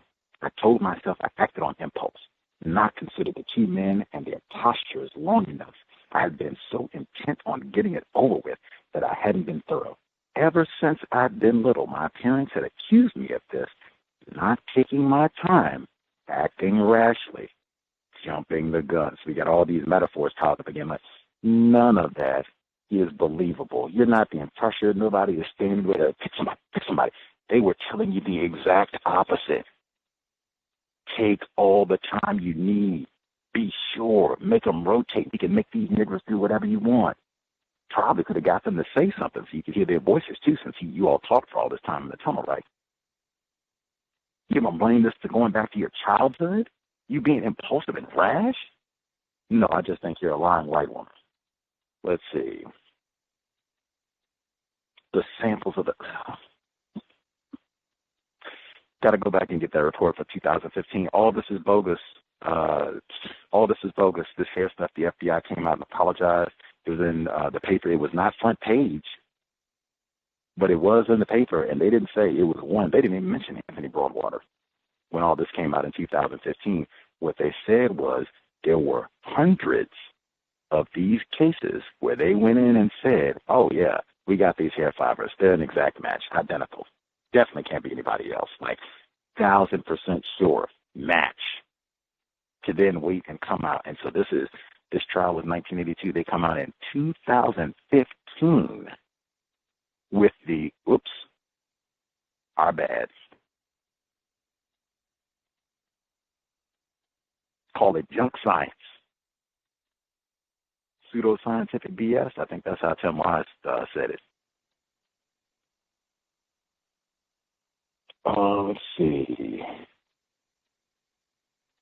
Let's see. U-boat holder had told me the defense was building a case based on misidentification. A panicked white girl saw a black man on the street. He spoke familiarly to her, and in her mind, she connected this to her rape. She was accusing the wrong man. The lineup went directly to this. Even though I don't think the rape thing happens, like this is way too bogus. She continues, that's why I said, this isn't about anything but white supremacy racism. This is just black beast rapist literature. Lots of that. Tons of these narratives all throughout. I compared 4 and 5 and noted they look similar. At Until Justice, you can see, do you think they look similar? With 4's features being a bit flatter and broader. than the suspects. I said that Ford had been looking down the whole time and that I chose 5 because he was looking right at me. I added that I had felt rushed, and defense counsel's refusal to allow a member of rape crisis in the lineup room had further intimidated me. I said that I never got a good look at Ford's eyes and said again that I chose 5 because he was looking at me. These just strike me as the lamest excuses in the world. Are you telling me that in a lineup I can come in and I'm going to just look at the floor? I've never been in a lineup, but I think they tell you to look straight ahead. No, I'm going to look at the floor. And so you just got one Negro male out of 5, and he just looks at the floor the whole time. And it just happens to be that this is the guilty one.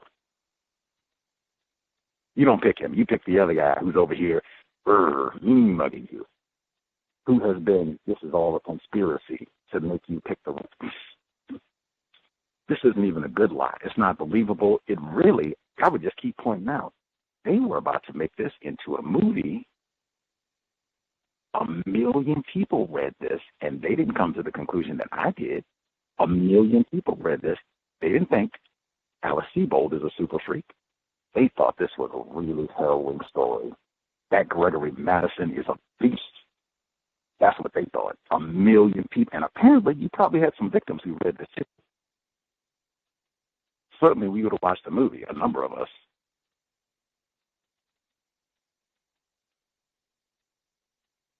Double check, see if folks have any thoughts to get in. Again, I hope the audio did not get messed up for folks who were trying to listen in. I know folks did email in and said there may have been some interference. So hopefully, at minimum, folks can listen to the archives and study. Let's see.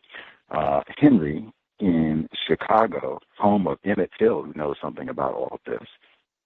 Commentary, sure. Can I be heard? Yes, sir. Okay. Greetings, Gus, and greetings to all the callers and listeners. It's still kind of choppy, but I think I can still hear you and understand you. Just to let you know. So I guess in this reading, the cross-examination of her with the defense lawyer, it's interesting when she talks about how they were short and balding and had something going on with their upper lip, and she specifically, zoomed in on the primary defense attorney that was questioning him, talking about his ugliness. It's almost like because of the fact that he's doing his job, he has to be ugly, especially, he's defending a black man. That makes him even more uglier.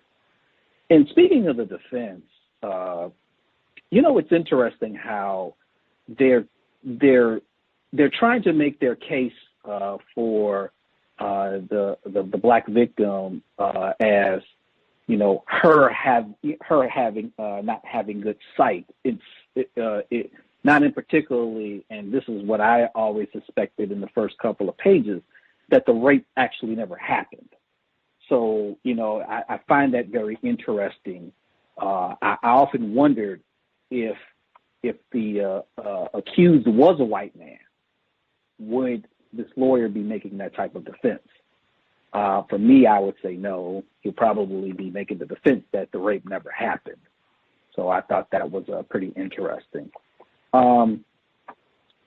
When she mentioned about going back to class with the classics, when she was talking about, she was reading C.O.W.S, Sappho, Apollonius, and Lysistrata, the play Lysistrata.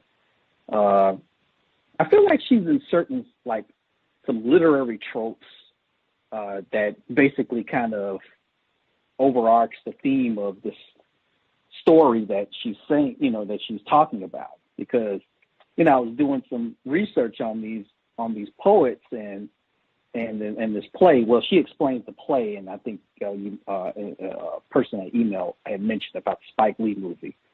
But C.O.W.S and Sappho are poets from the Roman era, and they have a lot of sexual explicitness in their poetry.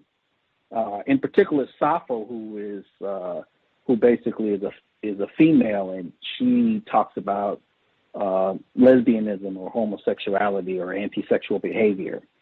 And I thought that was interesting, considering, C.O.W.S, with the sexual explicitness, it's sexual endos all in this story. You just mentioned Super Freak. Sappho, we read some homosexual, descriptions or, feelings or whatever that was touched upon. Apollonius is an interesting one because that's a philosopher who is kind of like a Jesus type of figure in the Roman, during Roman times. And I guess this kind of plays on, her church upbringings, and I think it was St. Peter's or something like that. So, yeah, I kind of find it strange that she puts these literary, it's like almost like literary metaphors of what the story is about. So, it's more of what a fictional author would do. So that's why I kind of like, I was like, wow, this looks interesting.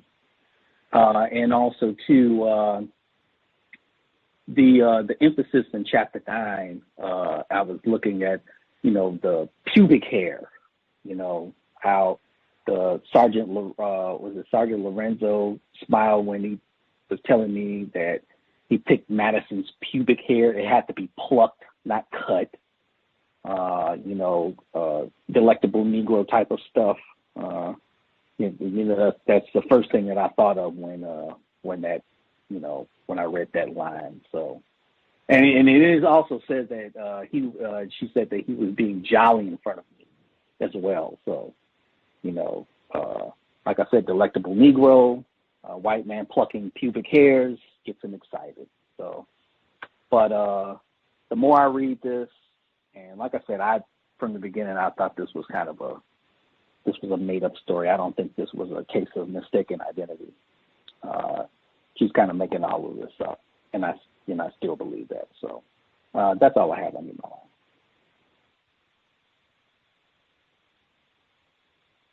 Much obliged, Henry in Chicago.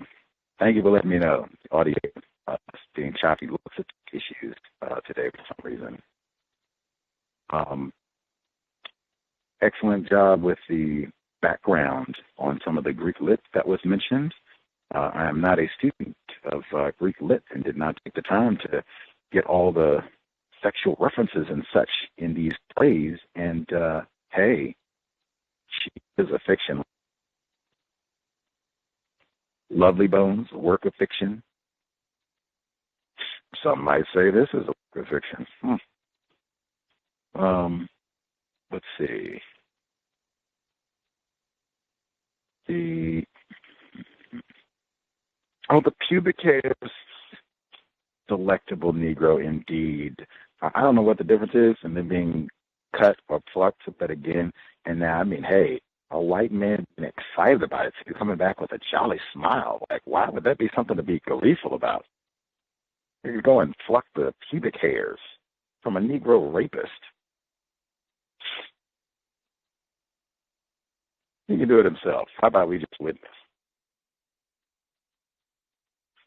The hair, junk science, there is your pseudoscientific BS right there. Let's see. Irie, if you were able to see the photo of the lineup, let us know if you think 4 and 5 look like twins.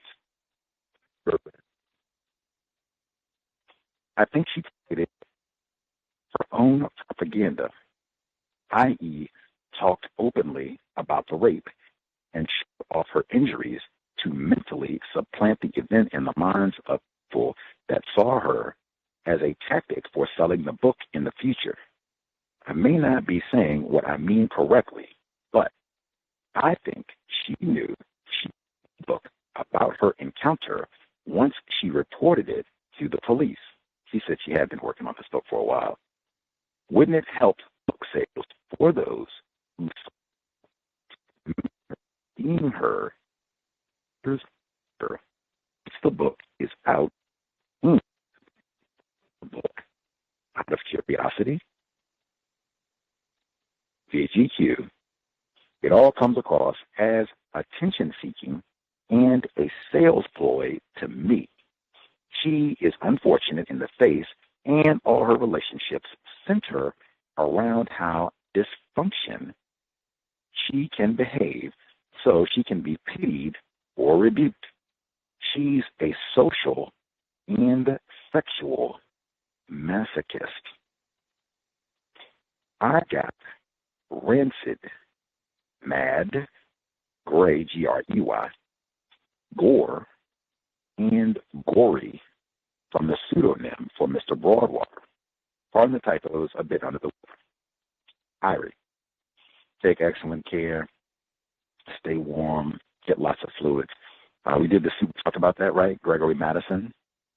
Different words that can be endogamy. I know that was one.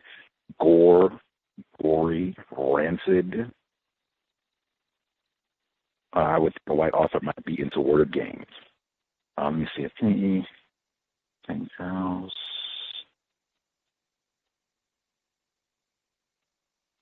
The whole lineup trigger, they're not dead ringers, they're not twins.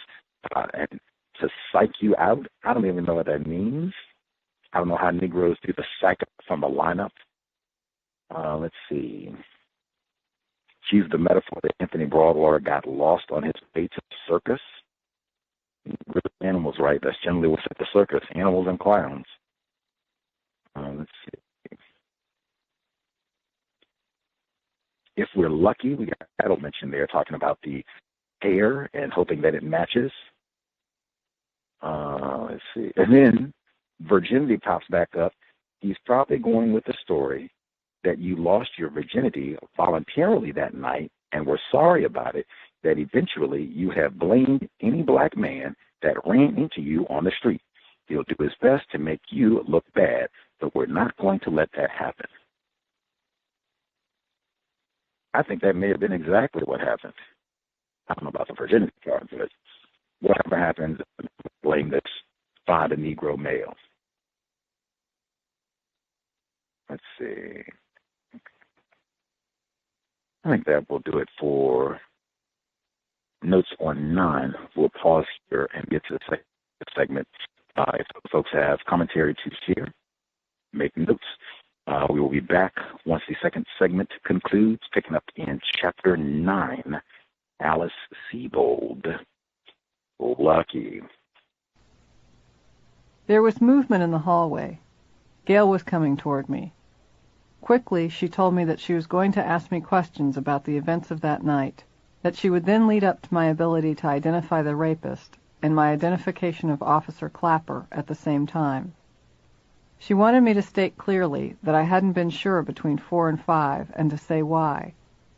She told me to take as much time as I needed on each answer and not to feel hurried. This will be easier than the preliminary hearing, Alice. Just stay with me. I may seem colder to you in there than I am right now, but remember, we're in there to win an indictment, and to a certain extent, well, the grand jury is made up of 25 civilians, and we're on stage. She left me. A few minutes later, I was led into the room. Again, I was unprepared for the room's effect on me. The witness stand was at the bottom of the room. Leading up and out from the stand were terraced levels on which swiveling orange chairs were permanently affixed. The levels spread out in a circular arc and grew larger as they ascended. There were enough seats for the 25 members of the jury and for the alternates who sat through all the cases but might never cast a vote. The result of the room's design was that all eyes bore down on whoever was seated in the witness stand. There was no defense table or prosecutor's table. Gail did as she had said she would. She used a courtroom manner. She made a lot of eye contact with the jurors, used hand gestures, and spent time enunciating key words or phrases she wanted them to note and remember. Her pattern of questioning also was meant to calm both me and the jurors. She had told me rape cases were hard for them. I saw proof of this soon enough. When she asked me where he had touched me, and in my answer I had to say that he had put his fist in my vagina, many of the jurors looked down or immediately away from me. But the fact that troubled them most was what came next. C.O.W.S questioned me about bleeding. How much blood? Why so much? She asked me if I had been a virgin. I said yes. They winced. They felt pity. Throughout the remaining questions, some of the jurors, and not all of them women, fought back tears. I was aware my loss that night was my gain today. Having been a virgin made me look good, made the crime appear worse. I did not want their pity. I wanted to win. But their reactions pushed me to think about what I was saying, not just tally it up as a pro or con in terms of the chances for a conviction. The tears of one particular man in the second row felled me. I cried a little then. The reality was that this, too, made me look good. The sketch I drew the night of October 5th was entered into evidence and marked for identification. C.O.W.S asked pointed questions about whether I had been assisted in the sketch, whether the handwriting was mine, whether anyone had influenced it. She moved on to the lineup. Now the questioning was more heated.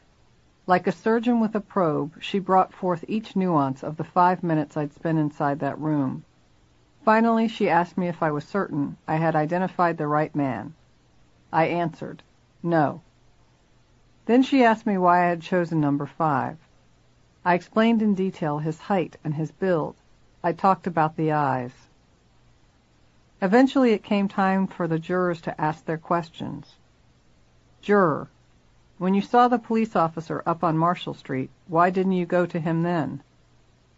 Juror, you picked him out of the lineup. Are you absolutely sure that this was the one? Juror, Alice, why were you coming through the park alone at night? Do you usually go through by yourself?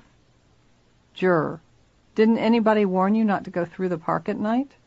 Juror, didn't you know that you are not supposed to go through the park after 9:30 at night? Didn't you know that? Juror, could you have definitely eliminated number 4? Did he ever look at you?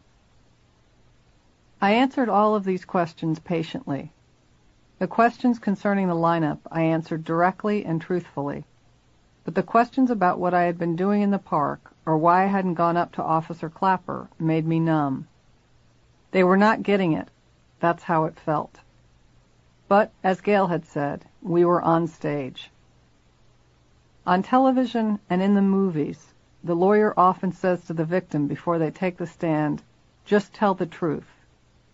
What it was left up to me to figure out was that if you do that and nothing else, you lose. So I told them I was stupid, that I shouldn't have walked through the park. I said I intended to do something to warn girls at the university about the park, and I was so good, so willing to accept blame, that I hoped to be judged innocent by them. That day, it all got raw. If Madison stood next to his friend and played a game of eyes to psych me out, then I would give it right back to him. I was authentic. I had been a virgin. He had broken my hymen in 2 places. The OBGYN would testify to the fact. I was also a good girl, and I knew how to dress and what to say to accentuate that. That night, following the grand jury testimony, I called Madison a motherfucker in the privacy of my dorm room while I pounded my pillow in bed with my fists. I swore the kind of bloodthirsty revenge no one thought possible coming from a 19-year-old co-ed. While still in court, I thanked the jury. I drew on my resources, performing, placating, making my family smile. As I left the courtroom, I felt I had put on the best show of my life. It was no longer hand-to-hand, and I had a chance this time. I went out to sit in the waiting area. Detective Lorenz was there. He wore a black patch over one of his eyes. What happened? I asked. I was horrified. We chased a perp, and he ran, hit me in the eye with a mace. How'd you do in there? Okay, I guess. "Listen," he said. He began to fumble out an apology. He said he was sorry if he hadn't seemed very nice back in May. "You get a lot of rape cases," he said. "Most of them never get this far. I'm pulling for you." I assured him that he had always been wonderful to me, that the police had all been wonderful. I meant every word of it. 15 years later, when doing research for this book, I would find sentences he had written in the original paperwork. May 8, 1981. It is this writer's opinion, after interview of the victim, that this case, as presented by the victim, is not completely factual. After interviewing Ken Childs later that same day, he wrote, "Childs describes their relationship as casual.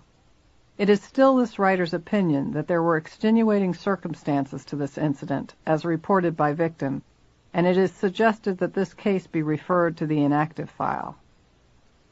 But after meeting with Jubelair on October 13, 1981, it should be noted that when this writer first interviewed the victim at approximately 0800 on May 8, 1981, she appeared to be disoriented about the facts of the incident and disconcerted as she kept dozing off.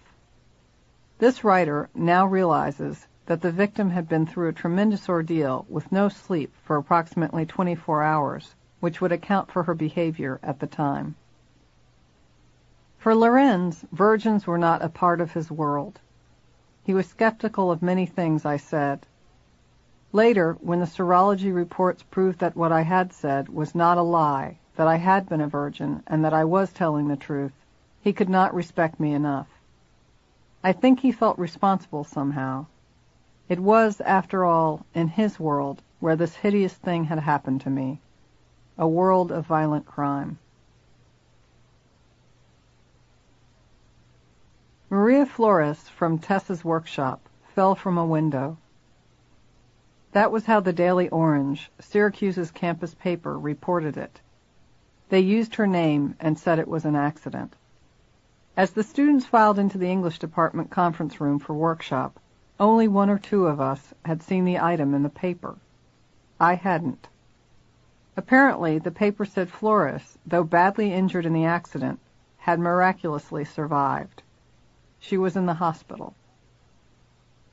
Tess was late. When she came in, the room hushed. She sat down at the head of the table and tried to start class. She was clearly upset. "Did you hear about Maria?" one of the students asked. Tess hung her head. "Yes," she said. "It's horrible. Is she okay?"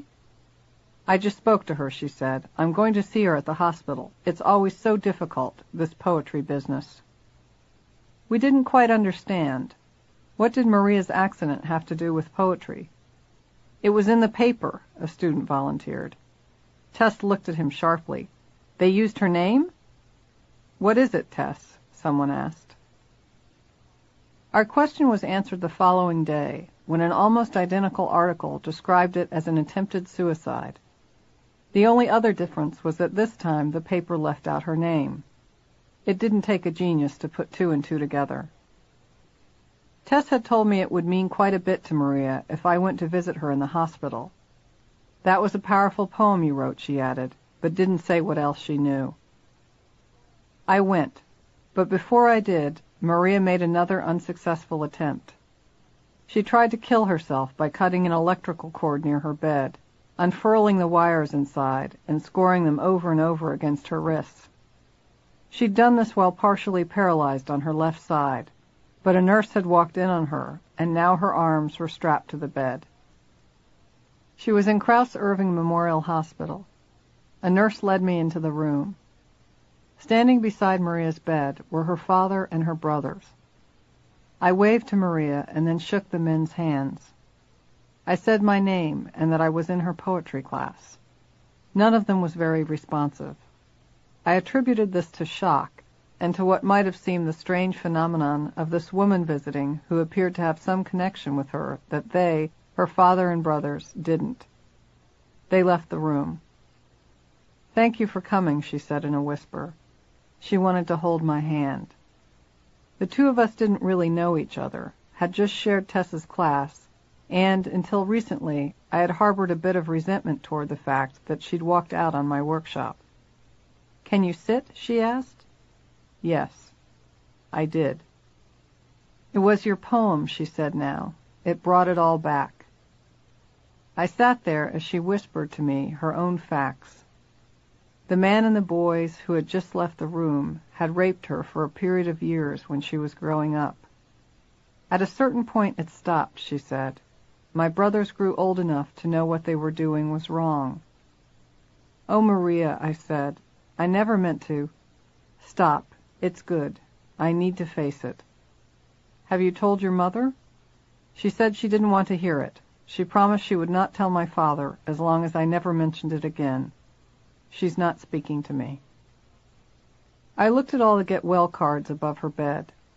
She was a resident advisor, and all the residents on the hall, as well as her friends, had sent cards. I was struck with what was painfully clear.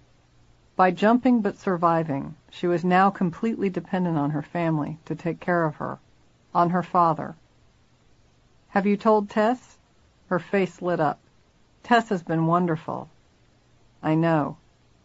Your poem said all the things I've been feeling inside for years, all the things I'm so afraid of feeling." "Is that good?" I asked. "We'll see," she said, and smiled weakly. Maria would recover from the fall and return to school. For a time she severed relations with her family. But that day we joked that she sure had commented on my poem by jumping, and that Tess would have to give her that. Then I talked. I talked because she wanted me to, and because here, next to her, I could. I told her about the grand jury and the lineup and about Gail. "You're so lucky," she said. "I'll never get to do any of that. I want you to go all the way." We were still holding hands. Every moment in that room was precious to both of us. I looked up eventually and noticed her father standing in the door. Maria couldn't see him, but she saw my eyes. He did not leave or advance. He was waiting for me to get up and go. I felt this radiate from where he stood. He didn't know exactly what was going on between us, but there was something he seemed not to trust. By November 16th, the, quote, known pubic hair sample from Gregory Madison, end quote, and the, quote, negroid pubic hair recovered from pubic combings of Alice Sebold, May 1981, end quote, had been compared. The lab found that on 17 points of microscopic comparison, the hairs had matched on all 17. On November 18th, Gail drafted an inter-office letter for the files. She posted it on the 23rd. "There is no question this was a rape. Victim was a virgin and hymen was torn in 2 places. Lab reports show semen and medicals show contusions and lacerations. Identification is at issue. Rape was May 8, 1981, and victim gave detailed description to cops but no arrest made. She goes back to Pennsylvania May 9, 1981. When she returns to SU in the fall, she spots defendant on street and he approaches her and says, 'Hey girl, don't I know you from somewhere?' She runs and calls cops. I had a lineup and she IDs wrong guy, who was a dead ringer for defendant and standing right next to him, and who defendant personally requested. Later she tells cops that she thought it could have been either the defendant or the other guy. Defendant's pubic hair was found to be consistent with one found in her pubic combings. There was a partial print on the weapon, knife, found at the scene, but it has insufficient ridge details to make a comparison. I had it sent to FBI for more testing. Lab advises they cannot determine blood type from semen because it is too tainted with her blood. Good luck.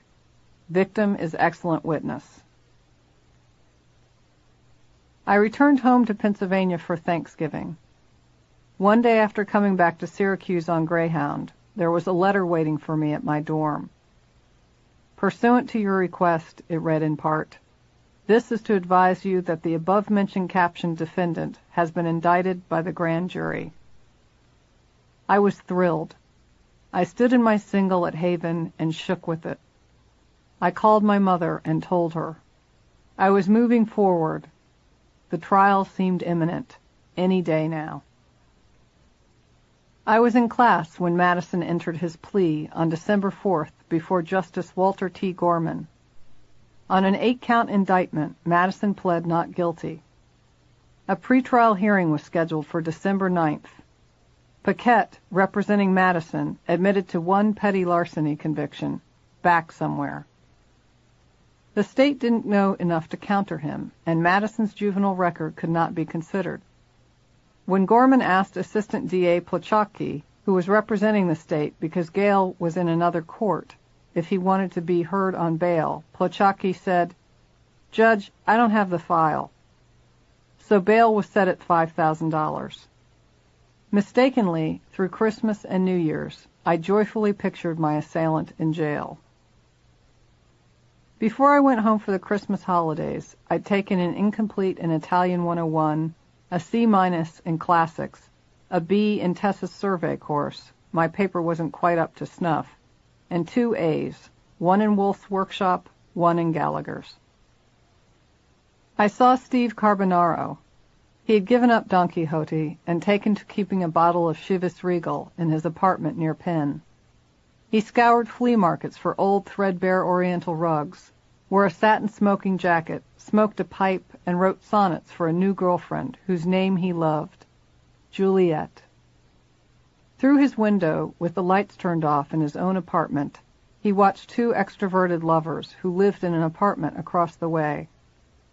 I didn't like the taste of scotch and thought the pipe was stupid.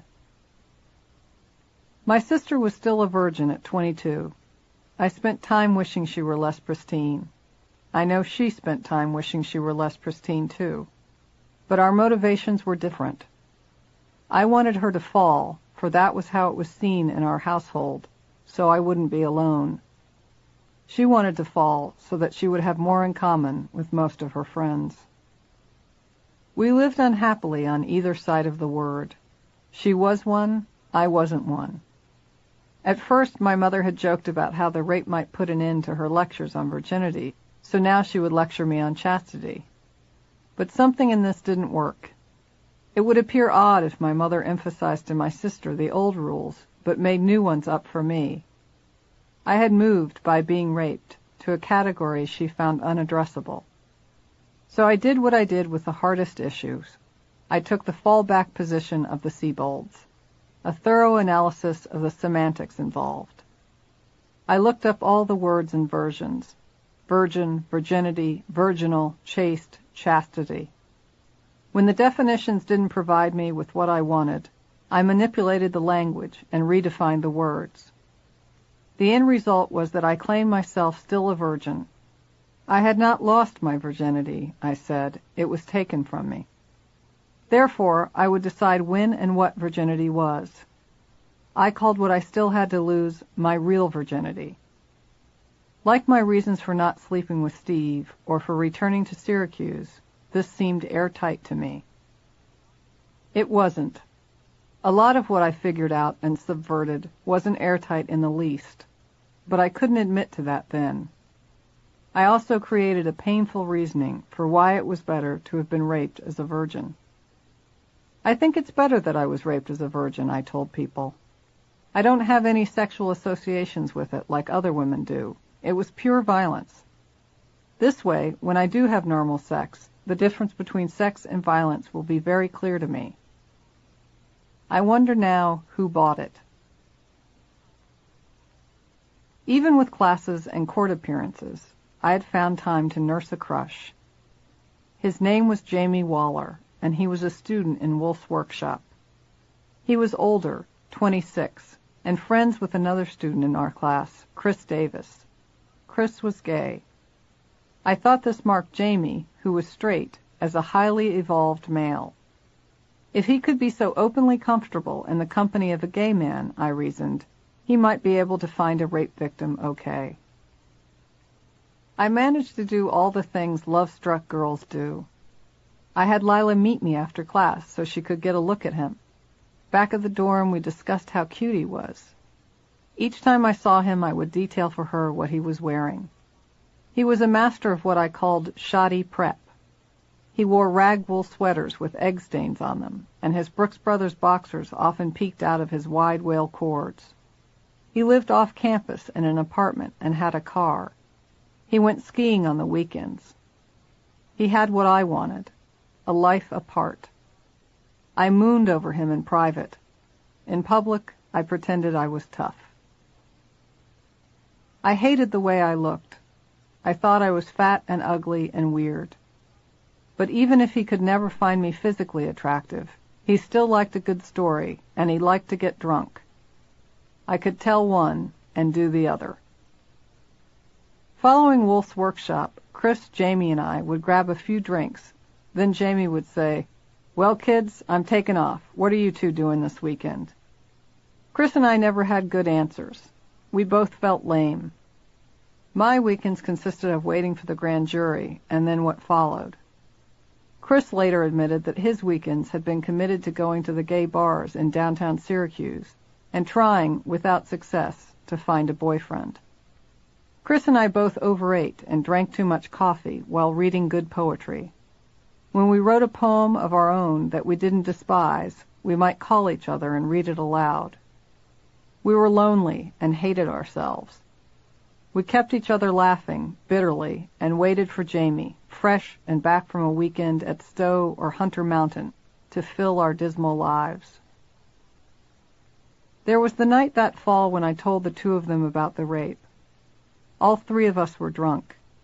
It was after a reading or a workshop, and we had gone to a bar on Marshall Street. It was a bar a bit nicer than most of the student bars, which were more like caverns. I don't remember how it came out. It was in the day or two before the lineup, and so it was all I was thinking about. Chris was stunned, and the news had the effect of making him drunker. His brother Ben had been murdered 2 years before, though I didn't know this then. It was Jamie whom I cared about. Jamie I imagined myself falling in love with and marrying. However he responded, it could not have fulfilled the rescue fantasy I had fabricated. Nothing could. There was no rescue.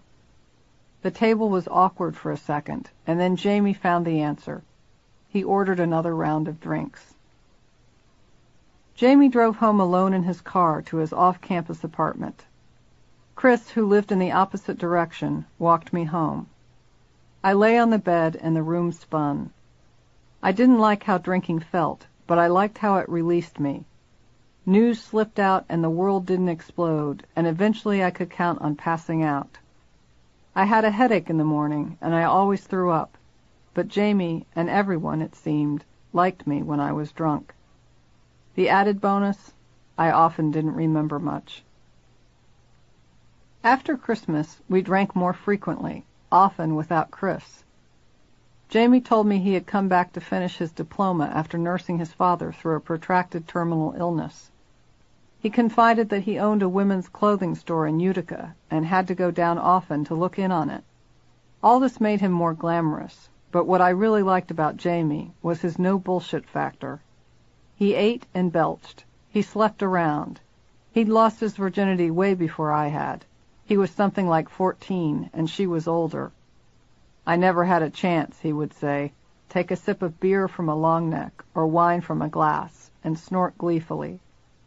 He joked about how many women he'd had, and told stories about being caught with married women by their husbands. I didn't feel comfortable hearing a lot of this. His promiscuity seemed inconceivable, but it also meant that he had seen and done it all. There were no surprises. In his eyes, I would not be a freak. Jamie was not a nice boy, but having a nice boy think of me as special was what I wanted least. He listened patiently to what was going on in my life, about Gail or the lineup or my fear of going to trial. In the weeks that turned into months after the Christmas holiday, I lived in constant anticipation of the trial. Repeatedly, it was pushed back. A pretrial hearing was set for January 22nd, and I went. It was canceled, but I still had to show up, prep with the DA, Bill Mastine, and with Gail, who was now pregnant, and so handing most of the reins over to Mastine. I saw in Jamie a recognition that the two of us were oddballs. He'd gone through a lot with his father and believed that at 19 I was distinguished by the rape from most of my peers. But instead of making me feel my feelings, as Tricia from the Rape Crisis Center would want, he taught me how to drink. And I did. Jamie and I talked about sex, and I told a lie.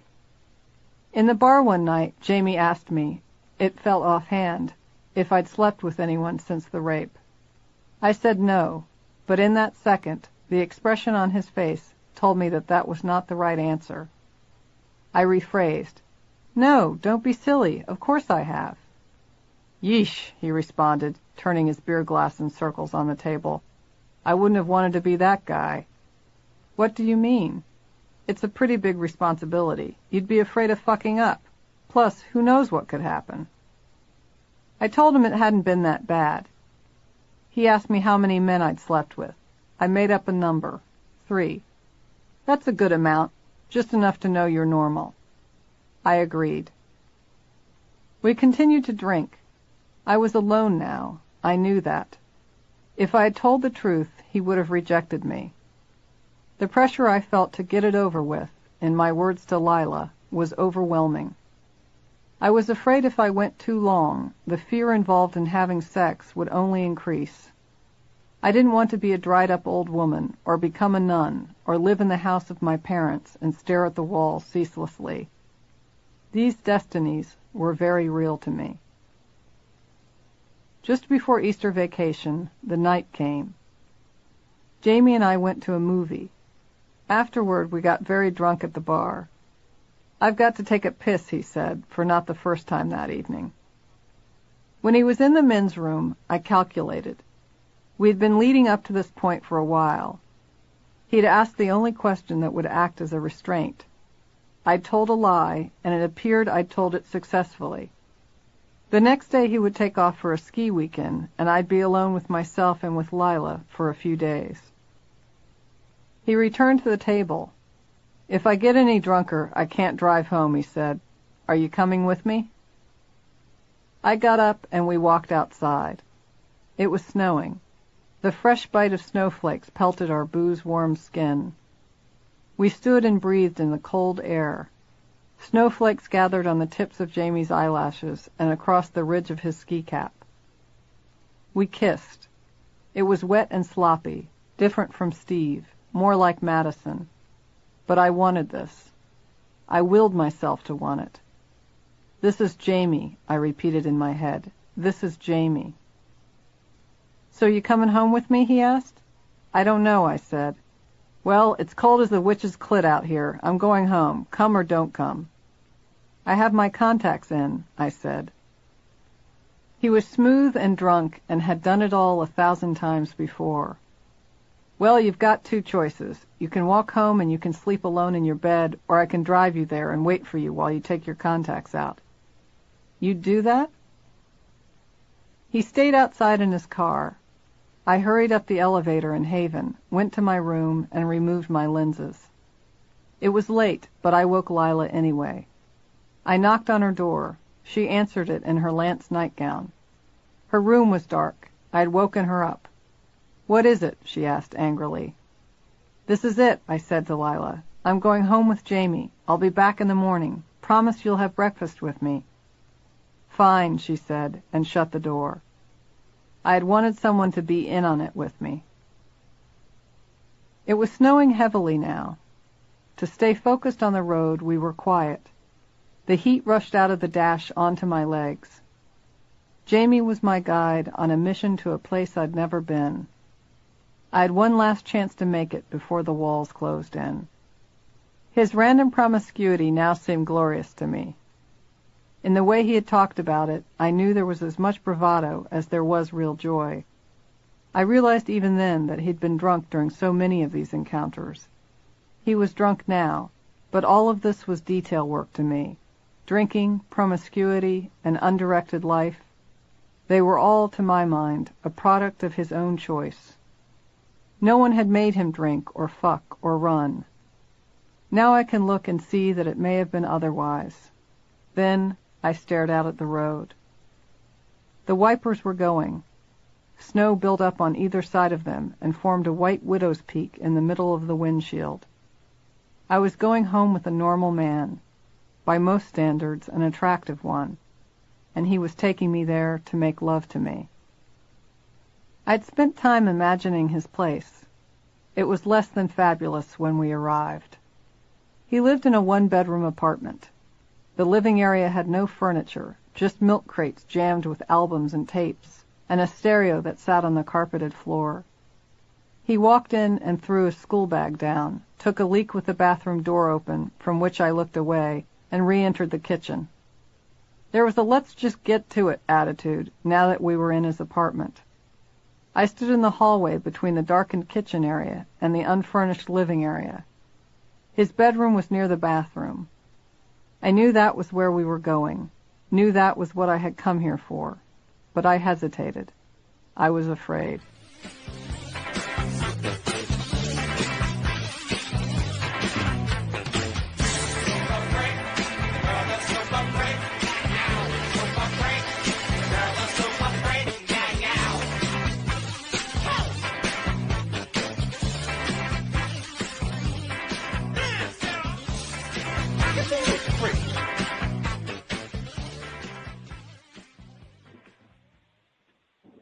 You heard her say it again? Called herself a freak? I could be wrong, but the late, great Rick James helped us see the truth. Context of White Supremacy. We'll pick up chapter 10 next week. Oh, we're way past the halfway point. Probably 3 sessions if I had to guess. 3 we should be done. Number to dial, 720-716-7300. The code 564-943 pound. Press star 61 if you would like to participate. Let's see. I will finish our emails and then get our callers. Let's see. Our investor continue. Let's see. Number 4. So this is all from chapter 9. I did not want their pity. I wanted to win. Just tell the truth. What it was left up to me to figure out was that if you do that and nothing else, you lose. This is an admission, rationalization, that she plans to lie. Number 5, May 8, 1981. It's the writer's opinion after interview of the victim that this case, as presented by the victim, is not completely factual. This writer now realizes that the victim had been through a tremendous ordeal which would account for her behavior at the time.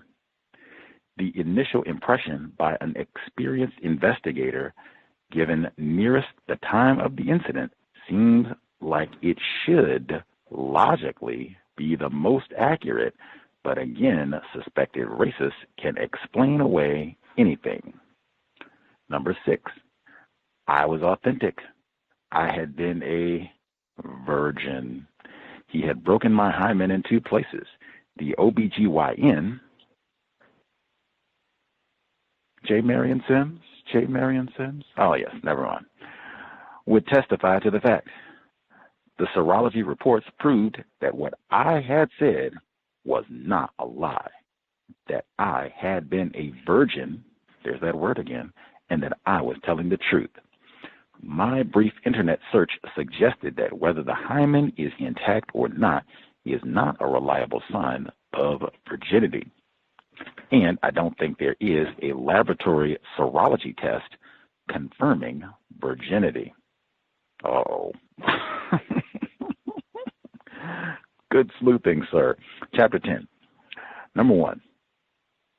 The man and the boys who had just left the room had raped her for a period of years when she was growing up. when the author discussed the gang rape by fraternity members on Penn's campus, she does not delineate the race of those involved. I would presume they are white. That's the same conclusion. That's the way that I functioned the whole way through the book. She has identified everybody who was not white. Clearly so. Even though Latina doesn't really, 2, defendant's pubic hair was found to be consistent with one found in her pubic combings. Partial print on the weapon knife found at the scene sent to FBI. They cannot determine blood type from semen. In 2013, the FBI determined that their hair comparison evidence used in thousands of cases was scientifically invalid and is virtually worthless as a way of identifying someone. Junk science. Number 3, my mother joked about the rape might put an end to her lectures on virginity, that word again, so she would now lecture me on chastity. I could maybe understand occasionally making light of a horrible situation, but the continual rape jokes in the text seems excessive and concerning for some type of psychopathology. I would agree. Let's see, number 4, we got very drunk at the bar, so you coming home with me. Frightened, drunk, and bumbling. My understanding is that you cannot give legal consent for sexual intercourse if you are intoxicated. So, could this be considered rape under some certain circumstances? In any event, I found the author's description of this sexual encounter very disturbing. We'll have to see where it ends, but I mean, all this, and it's not like a beer or, a glass of wine or 2 glasses of wine, It's not like that. Daiquiri, whatever the case. This is like to excess over it. Like she said, drink till we throw up. Drink till I can't drive. Drink till I black out. Like, that's what we need to go have sexual intercourse? I might not even remember what we did yesterday.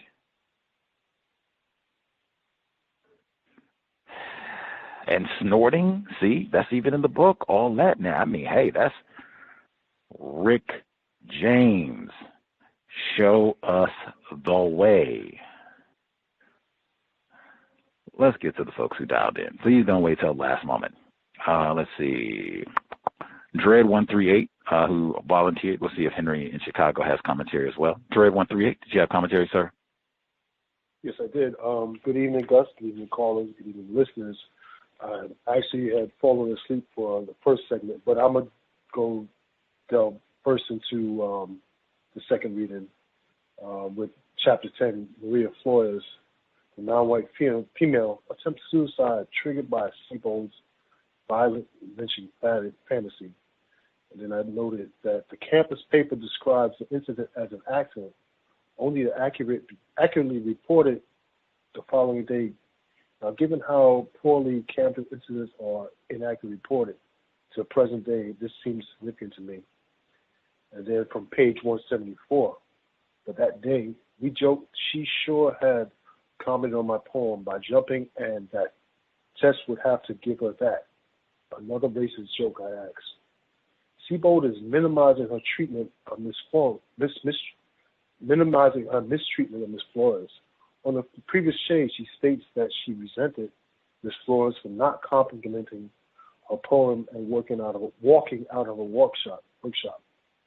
Sebold also managed to center herself in this non-white female's trauma. I have more about the further thing, but I don't want to get too far ahead. I'll meet my line. If there's room, if there's time, I'll share my observation about 8 and 9. I'll mute.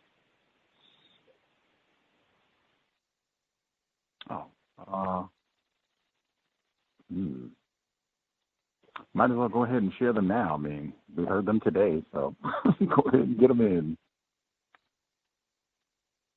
Let's see. So the preliminary trial, Mr. Brown taking particular pains to make sure the defendant is black is put on record. and the coded language she used, she was unfamiliar about erection, and then she rationalized the absence of her parents. White people don't care about their parents, and that had just those cross-examination. The question of identification, she offered a description to the police. The person she said she saw with Officer Clapper is arrested, but who's to positively identify they're one and the same person? The same time that she took to go off and speak with Professor Wolf, write down the description, present the police. What if Officer Clapper had interacted with another non-white male? And then at the beginning of 9, with the lineup, she did not pick out Madison/Broadwater. For some reason, Sebold's description of the lineup reminded me of her visiting a zoo of aquarium. 5 black men lined up for display and study. The defense lawyers volunteered to let the DA extract the pubic hair by force, and to the pleasure of both, to 80-day Jubilaire and Detective Lawrence, not going to pass up an opportunity to mistreat a non-white male. Well, we got the hair out of the bastard. And then even after failing to identify Madison Broadwater, it seemed to me that the ADA practiced prosecutorial misconduct by continuously focusing somehow on charging this black male. And then the questions from the grand jury seemed to summarize the largest questions of the book. Somehow I think this was Sebold's way of distracting or deflecting from her error. And then at the end, even Detective Lawrence wasn't believing her account at the outset.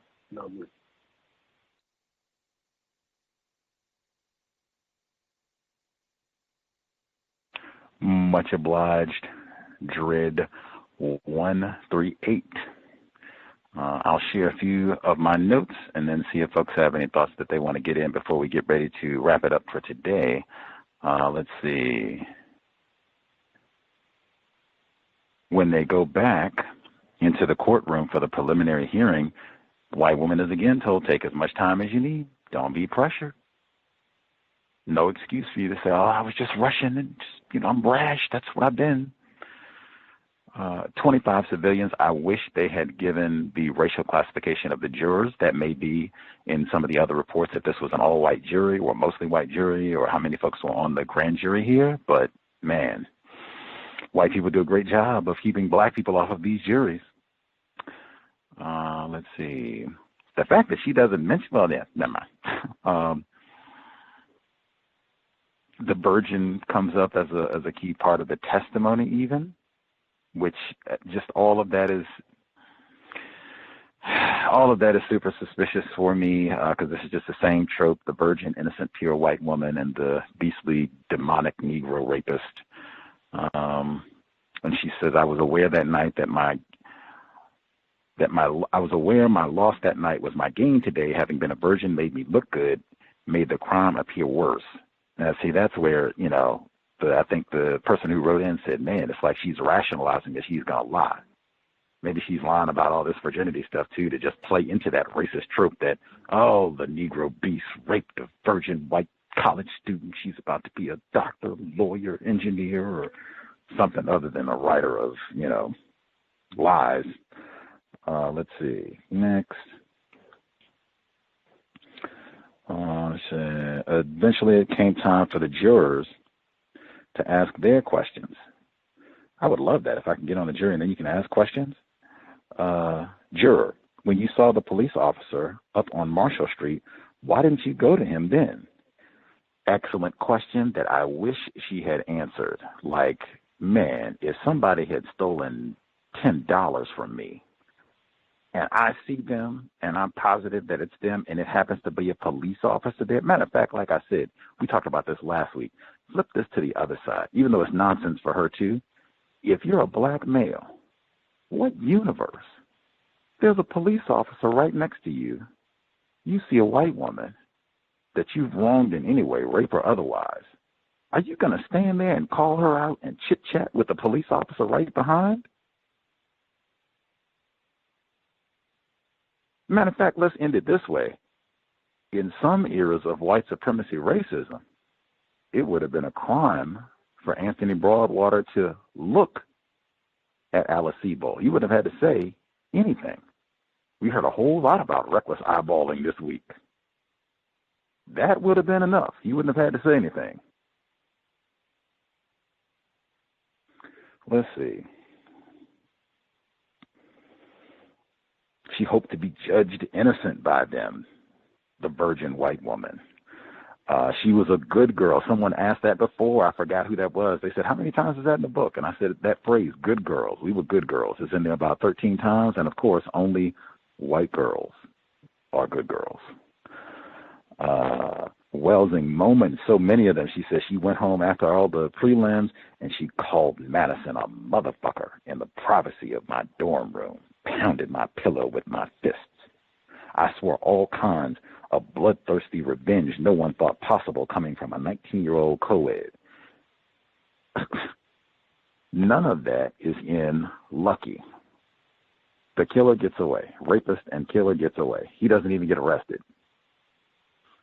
There's no sitting around, we're going to chop his testicles off, and we're going to rape him and sodomize him and chop off his ears and slice out his tongue. That's not in The Lovely Bones.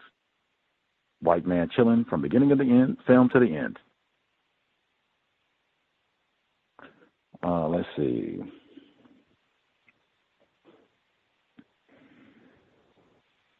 Oh, I think our investor wrote in about the investigator, Lorenz. His original notes from, I guess this is from May 1981, so this is right at the time of the crime. And he found her testimony not completely factual. Direct quote. I don't either. I wish there were more details because I'm not sure if it's just, oh, she was a little tired, so she sounded sluggish or out of it or incoherent or whatever the case. Like, I know what it's like to be tired. He's an investigator. He's been around people who are traumatized. Why did he think there was something not factual about her testimony? She says, after interviewing Ken Childs later the same day, he wrote, Childs describes their relationship as casual. It is still the writer's opinion that there were extenuating circumstances to this incident as reported by the victim, and it is suggested that this case be referred to the inactive file. And she just chalks this up to he doesn't know how to, he can't process a white virgin. Like, really? No, I don't think that's the case. I think that there are some suspicious things about how all of this has been reported. And it's just going to, oh my God. I haven't even read this before.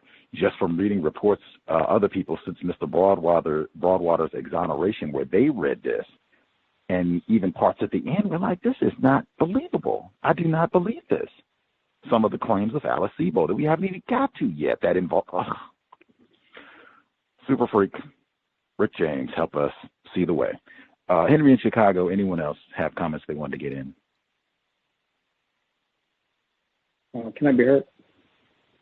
Yes, sir.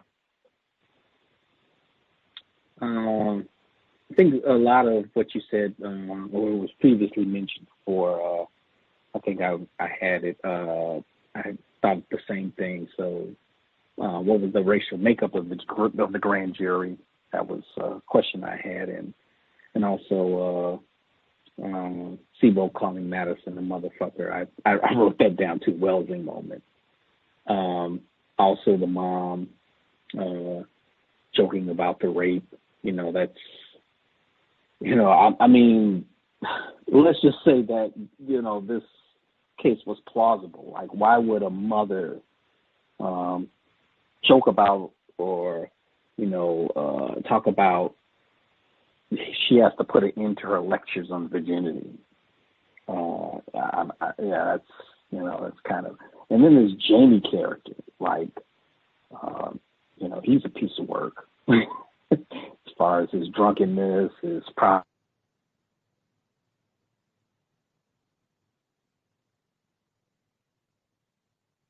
being so-called, attractive, I guess, but You know, I don't know, you know, white people being white people. But, you know, also, too, as I'm going through this story, I'm thinking about Tawana Brawley. You know, did Tawana Brawley have this type of, you know, benefit of the doubt? Because, you know, after her grand jury, it was immediately released that, you know, she wasn't raped or didn't have, you know, feces put on her or nothing. So I'm pretty sure Tawana Brawley didn't have this type of care that, you know, Alice Sebold is giving us in this story. So, but that's all I have on my line.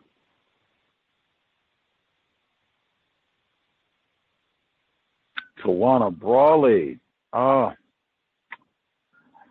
Sharpton is hated for so many reasons. That is right at the beginnings of the Al Sharpton hate train.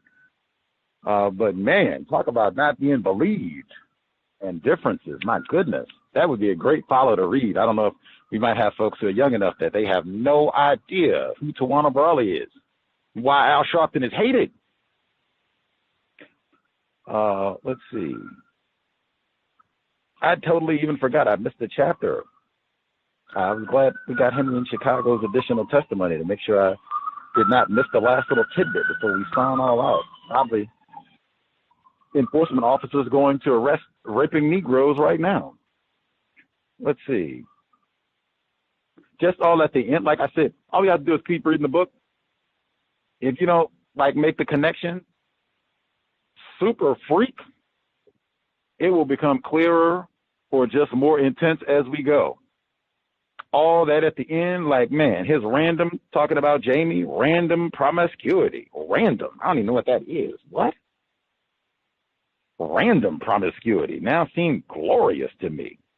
In the way he had talked about it, I knew there was as much bravado as there was real joy. I realized even then that he'd been drunk during so many of these encounters. He was drunk now. But all this was detail work. That is Rick James, super freak. Very drunk. Not just, like I said, it can't just be we had a beer, 2 beers, we had 1 glass of wine. No. We drank the whole 5th. And why would this make someone be glamorous and attractive? You engaging in all this reckless activity. Probably criminal because these folks are underage. This is underage drinking and driving, snorting, so that all their, you know, narcotics and what have you. Let's see.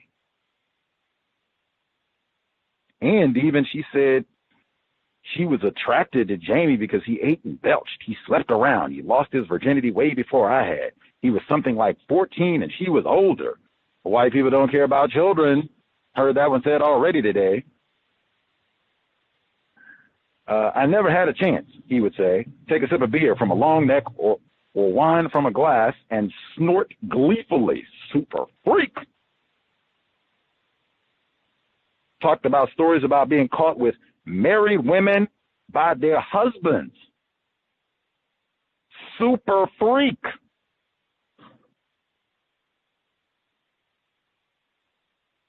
And then that's welding moment too. He said, we were lonely and hated ourselves. Dr. Wilson talked about that. She said that white people do not like their appearance, melanin deficiency, big part of why they are doing all of this, attacking the non-white people. Let's see. And she said that specifically. I hated the way I looked. I thought I was fat and ugly and weird. Let's see.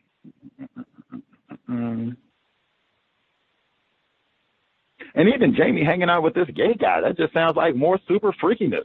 Like, are y'all all getting, and he's your friend, and you all drinking together? Are you all in get, man, come on.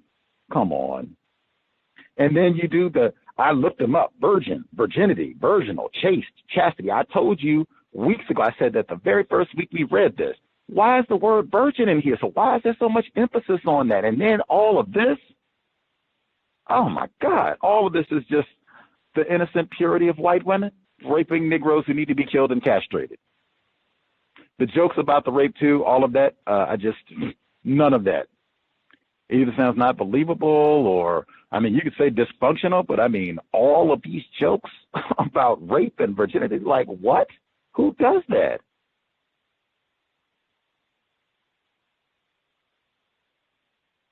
And I'm just saying, because I did look at the photos, there's no way from the lineup, Anthony Broadwater, who was in position number 4, left to right, he is not a dead ringer, as was said for the black male in position number 5. Like, that is absurd.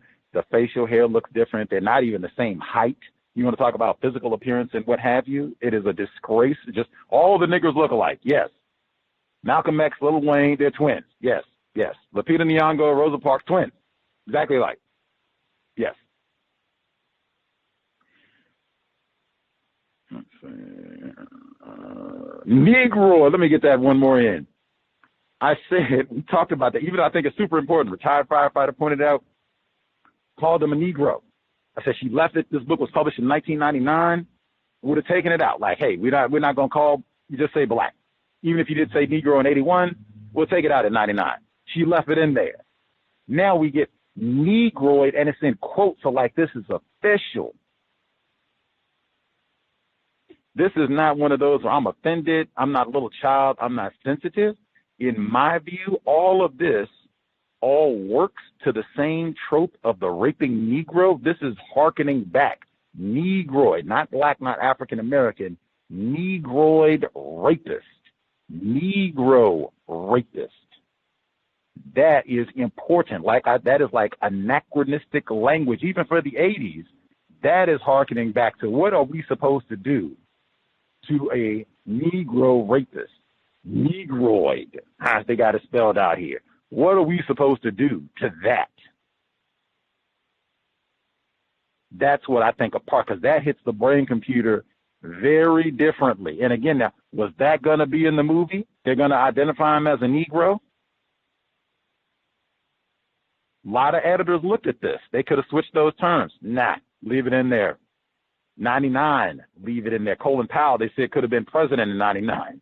Negroid and Negro.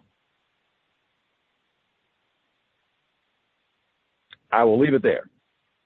We will pick back up next week. Thank you to Rick James showing us the way, and it will get freakier as we go. We will be here tomorrow for Neutralizing Workplace Racism, 8 p.m. Eastern, 5 p.m. Pacific, compensatory call-in on Saturday. Much obliged for the folks who tuned in. Apologies for the folks if there was any disruption for people trying to listen in via the phone. Hopefully it will be not repeated tomorrow, figure out what caused the problem. Thank you for your patience. Sobriety would be best. You cannot pull an Alice Sebold and be snorting heroin, drunk off everything, and think you're going to be fine and dandy on the plantation. Never know when it'll be Alice Sebold pointing at you. You robbed us, or worse. You definitely want a sober, high-functioning brain computer in those situations. In addition to being sober, if you're out and about, you see someone being hostile and rowdy, exit. This is not a time to confront strangers. You should be thinking, hey, they could be armed. There's been so much craziness over the past 2 years. You do not want to be in a confrontation and find out, whoa, assault rifle. I was not prepared for all of that. Yikes. Or, yikes, this person has an entire armed entourage at the ready. I wasn't prepared for that either. All of that said, if you're in a vehicle, you are sober, you're buckled up, and you are not on the cell phone, just doing the small things that we can to minimize contact with race soldiers, badge or no, and we need all of our attention. That said, Creator, we ask that you help us remain patient with other Black people, victims of white supremacy. We ask that you help us remain patient with ourselves. Remind us to demonstrate the highest levels of Black self-respect at all times, in all places, each and every time we are in contact with another Black person. It has been time. Replace white supremacy with justice immediately. Cal signing out. Thanks all for tuning in.